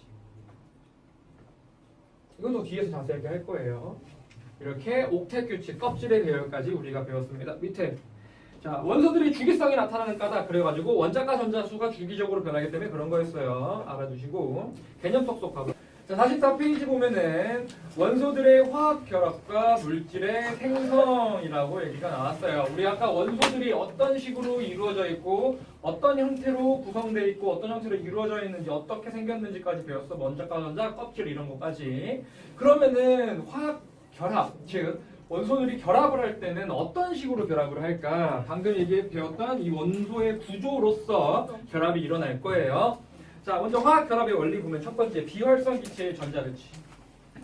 자, 비활성 기체라고 하는 건 18쪽이었었지. 내가 아까 얘기했지만 전자 껍질이 꽉 차면 어떻게 된다고? 매우 안정한 물질로 돼요. 그래서 비활성 기체랑 같은 전자 배치가 되면 안정해지겠지. 다른 얘기로 하면은 이 18쪽이 아닌 식기들 같은 경우에는 비활성 기체와 같은 전자 배치가 아니기 때문에 불안정해요. 그러면 화학 반응을 하겠지. 결합을 할 거예요. 그럼 이 화학 반응을 왜 한다? 안정해지려고 하는 거예요. 어떻게 되기 위해서? 비활성 기체와 같은 전자 배치가 되기 위해서 화학 결합을 하는 겁니다. 자, 그래서 비활성 기체라고 하는 거는 18쪽에 속하는 원소고요. 전자 배치 봐볼래? 가장 바깥 껍질에 전자가 8개가 채워져서 밑으로 안정한 전자 배치를 이룬다. 안정한 전자 배치. 원래 헬륨은 2개예요. 얘는 2개, 8개, 8개가 되겠지. 꽉 차면 어떻게 된다고? 안정해진다고. 안정한 전자 배치가 된다. 그럼 비활성 기체는 이미 꽉 차 있기 때문에 반응을 안 하겠네. 그럼 얘는 결합을 할 필요도 있을까 없을까? 없어요. 비활성 기체는 그냥 얘 스스로 얘 하나로서만 존재합니다. 그냥. 예를 들면 할로젠 원소 같은 경우는 아까 F2, Br2, Cr2 이렇게 2이원자 분자 형태를 띈다 그랬지. 금속도 지들끼리 결합해 있고 할로제노스는 결합 안 해요. 지 혼자 그냥 헬륨 한자 이렇게 그냥 애가 그냥 덩거리는 이렇게 있어요. 그냥 네온도 마찬가지, 아르곤도 마찬가지. 다른 애랑 결합을 안 해요. 왜? 그냥 안정하니까 스스로. 그래서 얘는 원자 하나, 원소 하나가 그냥 분자를 이뤄요. 그래갖고 얘 같은 경우에는 단원자 분자라고 얘기를 합니다. 지금 보면은 화살표한 다음에 반응성이 매우 작아 다른 원소랑 결합하지 않으므로 원자 상태로 존재한다. 원자 상태 동그라미 쳐놓고 얘를 일원자 분자라고 해요. 원자 분자 또는 단원자라고도 얘기합니다. 단원자 분자 또는 일원자 분자. 얘는 분자이면서 원자이면서 원소이기도 해요. 그래서 비활성 기체는 분자가 원자이면서 원소이기도 합니다. 반응을 할 필요가 없으니까 매우 안정해요.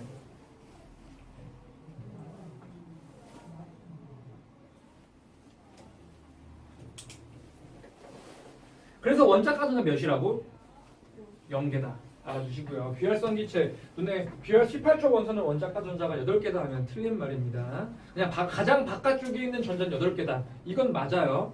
근데 원자가 전자라는 거는 화학 결합에 필요한 애기 때문에 0개입니다. 아 그러면은 비활성 기체가 안정해진다고? 그러면은 밑에 화학 결합을 형성하는 까닭 뭐라고? 비활성 기체와 같은 안정한 전자 배치를 갖기 위해서 화학 결합을 합니다. 밑줄 봐볼까요? 물질의 교차하는 원소는 비활성 기체와 같은 전자 배치를 이루어 안정해진다. 밑줄. 안정해지려고 하는 거야. 우리 다 안정하게 살기 위해서 일을 하고 공부하고 하는 거잖아. 마찬가지로 얘도 안정해지기 위해서. 그게 밑에 나와 있는 옥텟 규칙. 다시 한번 나와 있네. 옥텟 규칙. 즉 옥텟 규칙을 만족하게 되면 얘는 안정해진다는 얘기가 되겠죠. 원소들은 비활성 기체와 같아지기 위해서 또는 옥텟 규칙을 만족하기 위해서 화학 결합을 합니다. 밑에 보면 두 가지가 다른 반응을 하겠네. 지금 1족, 2족, 3족만 모아놓은 거. 얘 뭐지? 금속 원소네요. 금속 원소 같은 경우에는 자 여기서 한번 봐볼까? 금속 원소 마그네슘을 봐볼까요? 마그네슘은 원자번호 몇 번이야? 예, 10번, 11, 12번이네요. 원자번호 12번이야. 마그네슘 양성자 몇 개 있어? 12개 있겠네. 그럼 전자도 몇 개 있어? 12개 있다. 첫 번째 껍질에 전자 몇 개? 2개 있고요. 두 번째 껍질에 전자 몇 개? 8개 꽉 차 있을 거고요. 그리자. 전자 8개. 하나, 둘, 셋, 넷, 다섯, 일곱, 여덟 개 있을 거고요. 마지막 껍질에 세 번째 껍질에 몇 개 들어있을까? 전자가 2개 들어있겠죠. 전자가 2개 이렇게 들어있어요. 자, 그러면 얘는 마그네슘이 그냥 이렇게 있으면 안정해, 불안정해?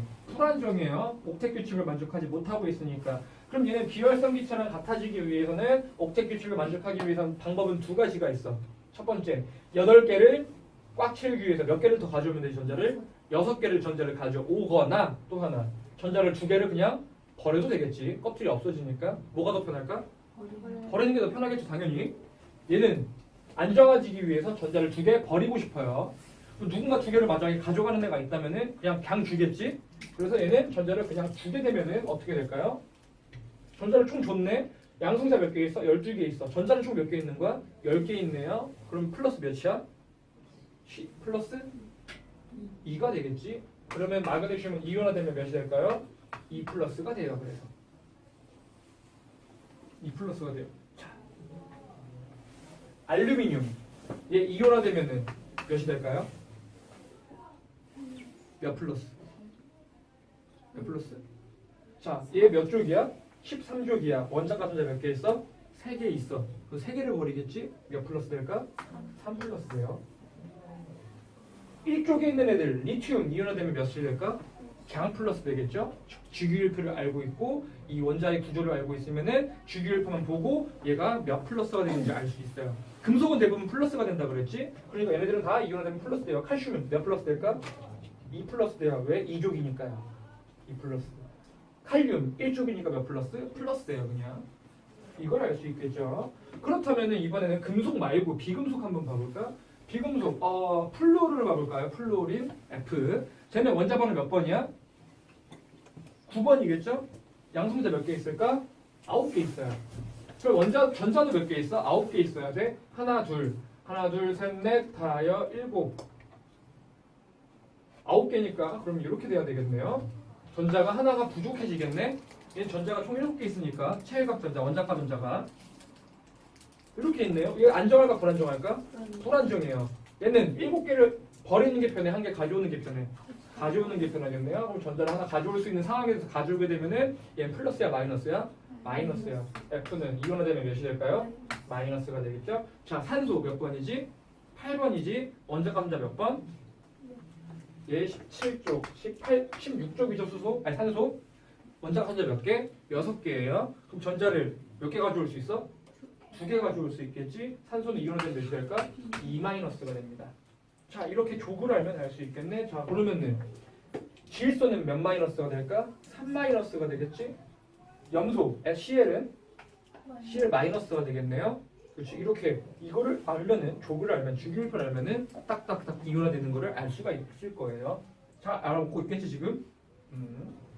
이렇게 됩니다. 즉 이온화된다는 게 다 뭐야? 얘가 스스로 안정화되고 싶어서 하는 거예요. 안정화되고 싶어서. 자, 그래서 지금 밑에 옥텟 규칙에 대한 얘기가 나와 있는데 옥텟 규칙 얘기가 나왔고요. 뭐 1, 2, 3족 같은 경우에 마지막 줄만 봐볼까? 전자를 잃어서 옥텟 규칙을 만족하고요. 전자를 잃어 옥텟 규칙을 만족한다. 오른쪽은 얘도 이온이 될 수가 있어요. 근데 얘는 공유하여 옥텟 규칙을 만족한다. 잠깐 이 줄 쳐놓을래? 마지막 맨 마지막 줄에 옥텟 규칙 네모 박스 맨 마지막 줄 공유하여 그 다음에 잃어서 이렇게 전자를 잃거나 얻어서 결합하는 거를 이온 결합이라고 하고 공유하는 거를 공유 결합이라고 하는데 좀 더 자세하게 배울게요. 아, 이렇게 이온화될 수도 있어요. 공유 결합이라는 것도 할 수 있어요. 좀 자세하게 배울게요. 자, 그래서 밑에 보게 되면은 이렇게 안정화되려고 결합하는 거야. 그럼 화학 결합의 종류는 크게 두 가지가 있다고요. 이온 결합과 공유 결합 두 가지가 있거든. 다 자세하게 봐볼게. 이온 결합 보면은 이온 결합이라고 하는 건 그러면 이온끼리 결합한 거겠지. 왜? 플러스랑 마이너스가 결합을 하겠죠? 당연한 얘기예요. 왜? 플러스 애들은 전자를 잃고 싶지. 마이너스 애들은 전자를 얻고 싶겠네. 그럼 둘이 짝짝꿍 될 거 아니야? 그럼 결합하겠지. 플러스랑 플러스끼리 결합할 수 있을까? 못하겠죠? 왜? 얘도 전자를 잃어버려야 돼. 얘도 잃어버려야 돼. 결합 못해요. 그러니까 예를 들면은 LINA 이런 식으로 결합을 할 수가 있을까? 못해요. 즉 이온 결합은 플러스랑 마이너스랑 결합해야 돼. 다른 얘기로 금속은 다 플러스가 되지 비금속은 마이너스가 되겠네요. 뭐랑 뭐랑 결합한다? 금속과 비금속이 결합합니다. 이온 결합은. 자, 그래서 밑에 보면 양이온이 되는 이유 방금 얘기했죠. 양이온 밑에 보서 전자를 잃고 양이온이 되기 쉽다. 밑줄 전자를 잃어요. 물론 바깥쪽에 있는 전자고요. 음이온은 전자를 얻어서 음이온이 됩니다. 그래서 저런 식으로 우리가 표시를 하기도 해요. 아까 플로르 다시 그러면은 플로르는 9번이고 전자 2개. 원래 얘는 하나, 둘, 셋, 넷, 다, 여 7개가 있어야 되는데 전자가 하나 들어와서 이렇게 됐으니까 얘는 우리가 표시할 때 이런 식으로 묶어가지고 마이너스다라고 표시를 합니다. 만약에 이런 그림이 딱 나왔어. 그러면 이거 보고 아 F-인 상태구나 라는 걸 우리가 바로 알아낼 수가 있어야 돼요. 오케이? 만약에 전자를 2개 받았어. 얘가 막 산소였어. 그러면은 요렇게 될 거고 E-가 되겠죠. 그렇지? 아, O-E-구나. 이런 걸 아시면 됩니다. 이렇게 양이온과 음이온이 결합해서 이온 결합을 이룰 거예요. 옆으로 넘어가서 이온 결합의 형성 봐볼까? 자, 동그라미 쳐야겠죠. 금속 원소랑 비금속 원소 동그라미. 금속과 비금속이 결합해야 이온 결합입니다. 자, NaCl 소금이죠? 얘는 무슨 결합하고 있을까? 서로 NA랑 CL이 무슨 결합하고 있다? 이온 결합하고 있을 거예요. 왜? NA는 금속, CL은 비금속이니까. 이거 보자마자 그냥 아, 얘는 이온 결합이다라는 걸 알 수 있어. 어떻게 결합할까? 나트륨 같은 경우에는 원자 번호가 11번이에요. 체외각 전자. 전자 다 그리자. 이렇게. 여기에 8개가 있고 마지막에 전자가 하나가 있겠지? 매우 불안정하겠죠? 매우 불안해요. 그 다음에 염소 같은 경우에는 염소 많은데 19번이 18, 17번이네요. 근데 20, 19, 18, 17 맞네. 17번이고 맨 마지막 거만 그릴게. 맨 마지막에 전자가 7개가 있겠네요. 그렇지? 그럼 얘네 둘 다 불안해. 얘는 전자를 얻고 싶고 얘는 잃고 싶어. 그러면은 둘이 짝짝꿍 되겠지. 아, 얘가 막 불안해해서 얘가 너 왜 이렇게 불안해? 그러니까 전자를 하나 버려야 되는데 어디다 버릴 줄 모르겠어. 나 그거 주면 안 돼? 그래? 그럼 내가 너 줄게 하고 얘 준 다음에 둘이 얘 플러스 되고 얘 마이너스 되니까 둘이 결합을 딱 하게 돼요. 이게 무슨 결합? 이온 결합이 된다는 뜻이겠지. 이온 결합. 그리고 또 이것도 발음성도 알 수 있는 게 만약에 전자를 하나 있는 애랑 최외각 전자, 원자가 전자가 두 개 있는 애랑 누가 더 빨리 버리고 싶을까? 한 개가 왜? 얘는 하나만 버리면은 안 정해지는데 하나를 억지로 갖고 있는 거야. 그러면 세 개 있는 애보다 하나 있는 애가 더 빨리 버리고 싶겠지? 반응성이 더 크다라는 걸 의미해요. 그래서 내가 아까 얘기했듯이 왼쪽으로 갈수록 반응성이 세진다고. 원자과 전자가 작을수록 더 세져요. 반대로 얘네 같은 경우에는 원자과 전자가 7개가 있어. 얘는 6개가 있어. 누가 더 불안할까? 7개가 더 불안해요. 하나만 있으면 되니까. 그래서 얘가 더 반응성이 세져서 오른쪽으로 갈수록 반응성이 세진다고 얘기를 한 겁니다. 이거는 팁이고요. 이런 식으로 전자를 주고 받아가지고 플러스랑 마이너스가 돼서 전기적인 인력에 의해서 결합을 하게 된 게 이온 결합입니다.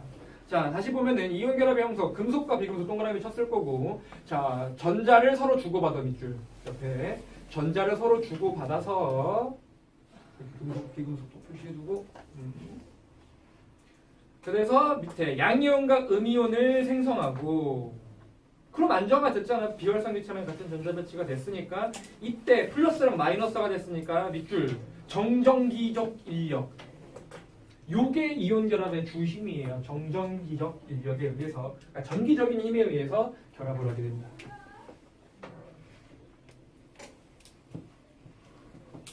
밑에 염화나트륨의 이온 결합 모형이라고 저런 식으로 나와 있네. 자, 그럼 이온 결합 물질을 이렇게 다 해봐야 될까, 계산을?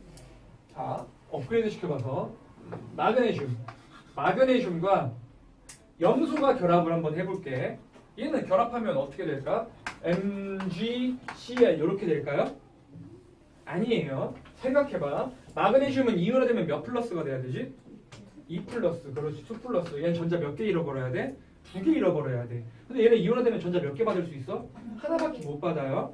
그럼 얘네들이 지금 개수가 맞아? 안 맞겠네? 그럼 어떻게 될까? 얘가 하나 더 필요하겠지. 전자 하나 더 받아야 되니까. 얘가 하나 더 필요해요. 그럼 얘네가 이렇게 결합을 하겠네요. 그럼 마그네슘 하나당 염소가 몇 개 필요해? 2개 필요하네. 결합하면 어떻게 될까? MgCl2가 됩니다. 그래서 결합하게 됐을 때.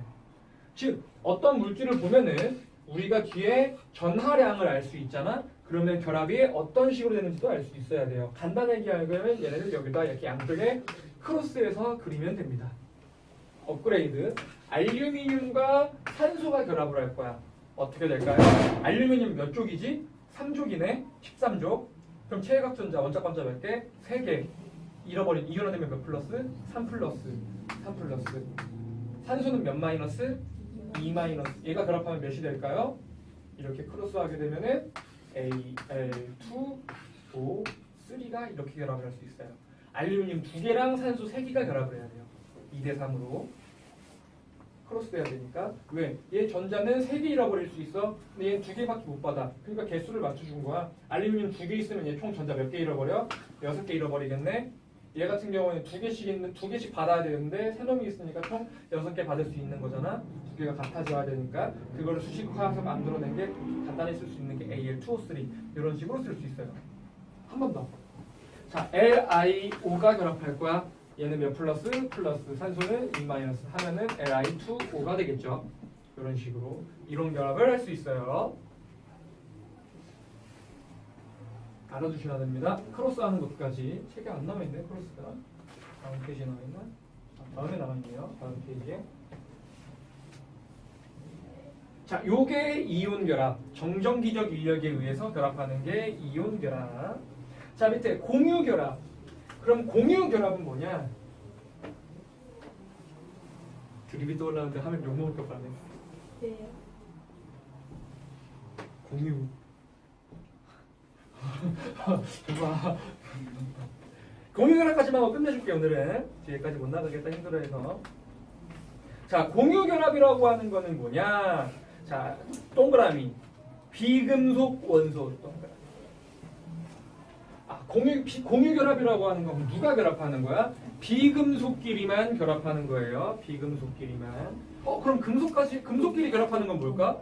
그냥 금속 결합이에요. 자유전자 있는 거. 이거 따로 안 배워요. 너무 쉬우니까. 자, 공유 결합이라고 하는 건 그러면은 비금속 원사들이 뭐를 공유한다? 전자쌍을 공유. 자, 뭐 어떻게 공유를 하냐면은 자, 플로린 봐볼까? 플로린 9번이야. 체외각 전자만 그릴게. 그러니까 원자과 전자 몇 개 있어? 플로린은 7개 있겠지? 7개? 그렇지? 가운데 2개 있을 거고. 그럼 얘는 7개 있을 거예요. 하나, 둘, 셋, 넷, 다, 여, 7.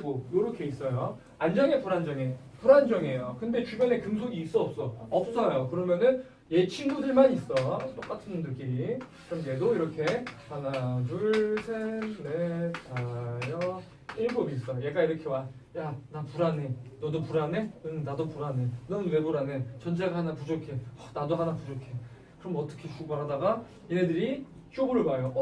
너도 하나 부족해? 나도 하나 부족해? 그러면 우리 하나 같이 공용으로 쓰지 않을래? 라고 얘기를 합니다. 그러면은 어떻게 하면 되느냐? 얘 7개니까 하나 부족하지. 그럼 얘한테 하나를 빌려오면 되겠네? 얘도 하나를 얘한테 주면 되겠네? 그러면 하나씩 서로 뭐 하면 될까? 공유하면 돼요. 쉐어. 그러면 어떻게 그리게 될까? 얘를 다시 그리게 되면은 자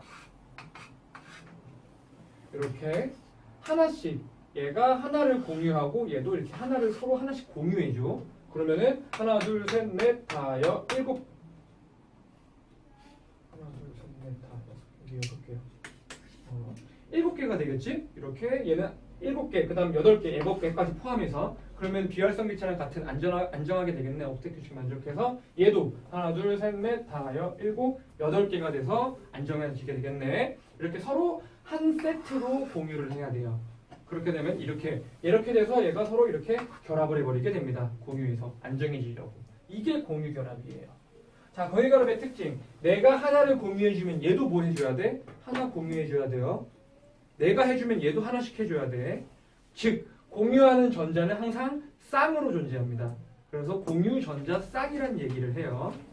자, 산소로 한번 그림을 그려볼게 다시.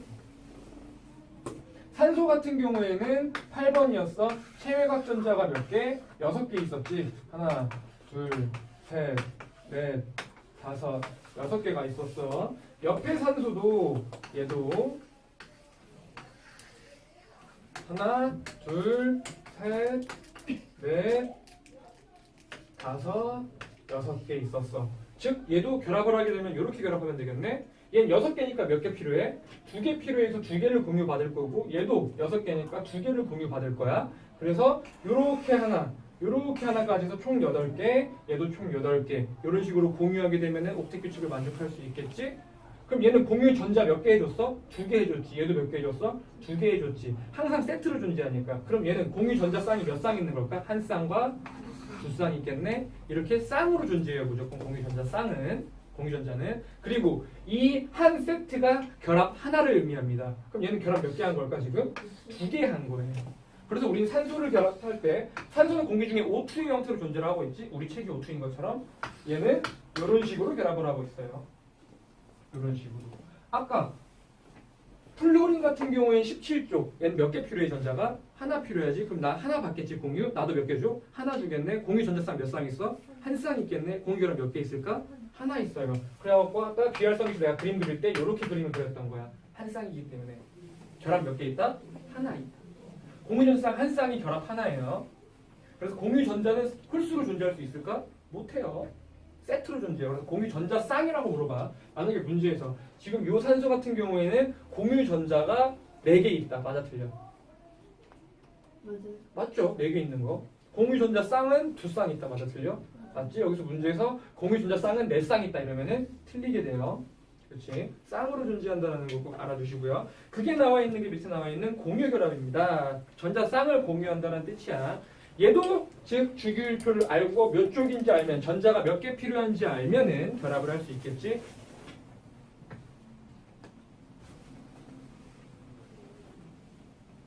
자, 그러면 하나 더. 질소끼리 결합을 해볼 거야. 질소는 이온화되면은 이온화돼. 원자과 전자가 몇 개야? 질소는 15족이니까 5개겠죠? 원자관 5개야. 전자 몇 개 필요해? 3개 필요해. 그럼 나 3개 주고 3개 받고 하겠지? 그럼 어떻게 생겼을까? 결합을 하게 되면은 3중 결합이 일어나겠죠. 이렇게 결합을 3개가 일어나요. 공유전자쌍 3개 있을 거니까 이렇게 예측을 할 수가 있는 거야. 이렇게 공유결합은 1중, 2중, 3중 결합 다양한 결합을 할 수 있어요. 45페이지 위에 왼쪽 플러스 강의 5번, 3번 보면은 공유결합의 종류라 그래서 그림이 나와 있지. F2, O2, N2 저렇게 한 쌍이 결합 하나예요. 한 쌍이 결합 하나입니다. 그래서 단일 결합, 2중 결합, 3중 결합 이런 식으로도 얘기를 하게 되죠. 단일, 2중, 3중. 그러면 업그레이드 시켜볼게. 물은 H2O지? 자, 이거 보고 얘 공유 결합할까? 이온 결합할까? 알 수 있어야 돼. 무슨 결합이지 얘는? 공유 결합이겠죠? 왜 얘 뭐야? 비금속. 얘도 비금속이야? 둘 다 비금속이잖아? 그럼 얘 무슨 결합한다? 공유 결합한다라는 걸 알 수 있어요. 그러면 어떻게 될까? 자, 산소는 원자감자 몇이지? 산소는 원자감자 몇 개? 16. 그러니까 몇? 6개겠네요. 그럼 얘는 전자가 하나, 둘, 셋, 넷, 다섯, 6개가 이렇게 있어요. 수소는 원자감자 몇? 1이겠죠? 1번이니까 1조. 수소 같은 경우에는 수소는 원자감자가 이렇게 하나 있어요. 하나. 그래서 얘네들이 결합을 하려고 봤더니 얘는 공유 결합하고 싶은데 얘는 몇 개 필요해? 2개 필요해. 근데 얘는 몇 개밖에 못 줘? 하나밖에 못 줘. 그럼 내가 줄 수 있는 거 하나야. 힘 그래갖고 얘가 하나만 줄게 받아줘. 그래서 받아줬는데 얘는 그래도 불안하지? 그래서 얘가 한 명 더 와요. 그래가지고 얘가 또 하나를 더 같이 공유를 할 수밖에 없어요. 왜? 얘네들이랑 1대1로는 결합할 수가 없으니까. 그렇지? 그래서 이렇게 결합하게 돼서 그러면은 얘는 결합이 결합 하나. 옥텟 규칙 만족, 얘도 만족, 얘도 만족. 다 만족하게 됐네. 그래서 H2O 결합이 되는 거예요. 이렇게 얘만 보고 어떻게 결합을 하는지 우리는 알 수 있어야 돼. 이산화탄소 한번 해볼까? 이산화탄소는 CO2예요. 비금속이네. 공유 결합이겠지? 그렇지? 자, 산소는 원자 가운데 몇 개? 6개지? 하나, 둘, 셋, 넷, 다섯, 여섯. 이런 식으로 산소는 6개가 있을 거야. 그렇지? 근데 탄소는 원자 가운데 몇 개지? 1, 2, 3, 4. 4개겠네요. 탄소 같은 경우에는 원자 가운데가 4개야. 하나, 둘, 셋, 넷. 그렇다 보니까 결합을 하고 싶어. 너 몇 개 필요해? 나 2개 필요해. 너 몇 개 필요해? 얘는 4개가 필요해. 그러면은 내가 2개 줄게 2개만 줘. 그래갖고 얘도 마찬가지 얘한테 2개를 주어요. 2개를 주고 탄소는 만족하겠지. 그러면 2개니까 하나, 2개 주고 이 탄소가 하나씩 줘요. 그러면 얘네들은 이렇게 결합을 해서 일단 얘는 만족했네. 얘는 또 몇 개 필요해? 2개 필요해. 그럼 옆에 뭐가 또 있으면 될까? 탄소가 옆에 또 있으면 되겠죠? 그래서 또 하나씩 하나, 둘, 셋, 넷 하면은 또 옥텟 규칙 만족 이렇게 될 거예요. 이런 식의 결합이 되겠지. 얘 몇 중 결합일까? 그러면은 이렇게 2중 결합됐겠네. 이산화탄소는 이렇게 결합해요. 실제로도 이렇게 결합합니다. 그래서 이렇게 많은 결합을 우리가 판단할 수 있었으면 좋겠어요. 지금은 처음이니까 어려울 건데 많이 연습해봐야 돼. 결국 다 뭐랑 같아지려고 한다? 비활성 기체랑 같은 전자 배치를 갖고 싶어 한다라는 거지. 애들이 어느 순간부터 멘탈이 다 나간 것 같은데.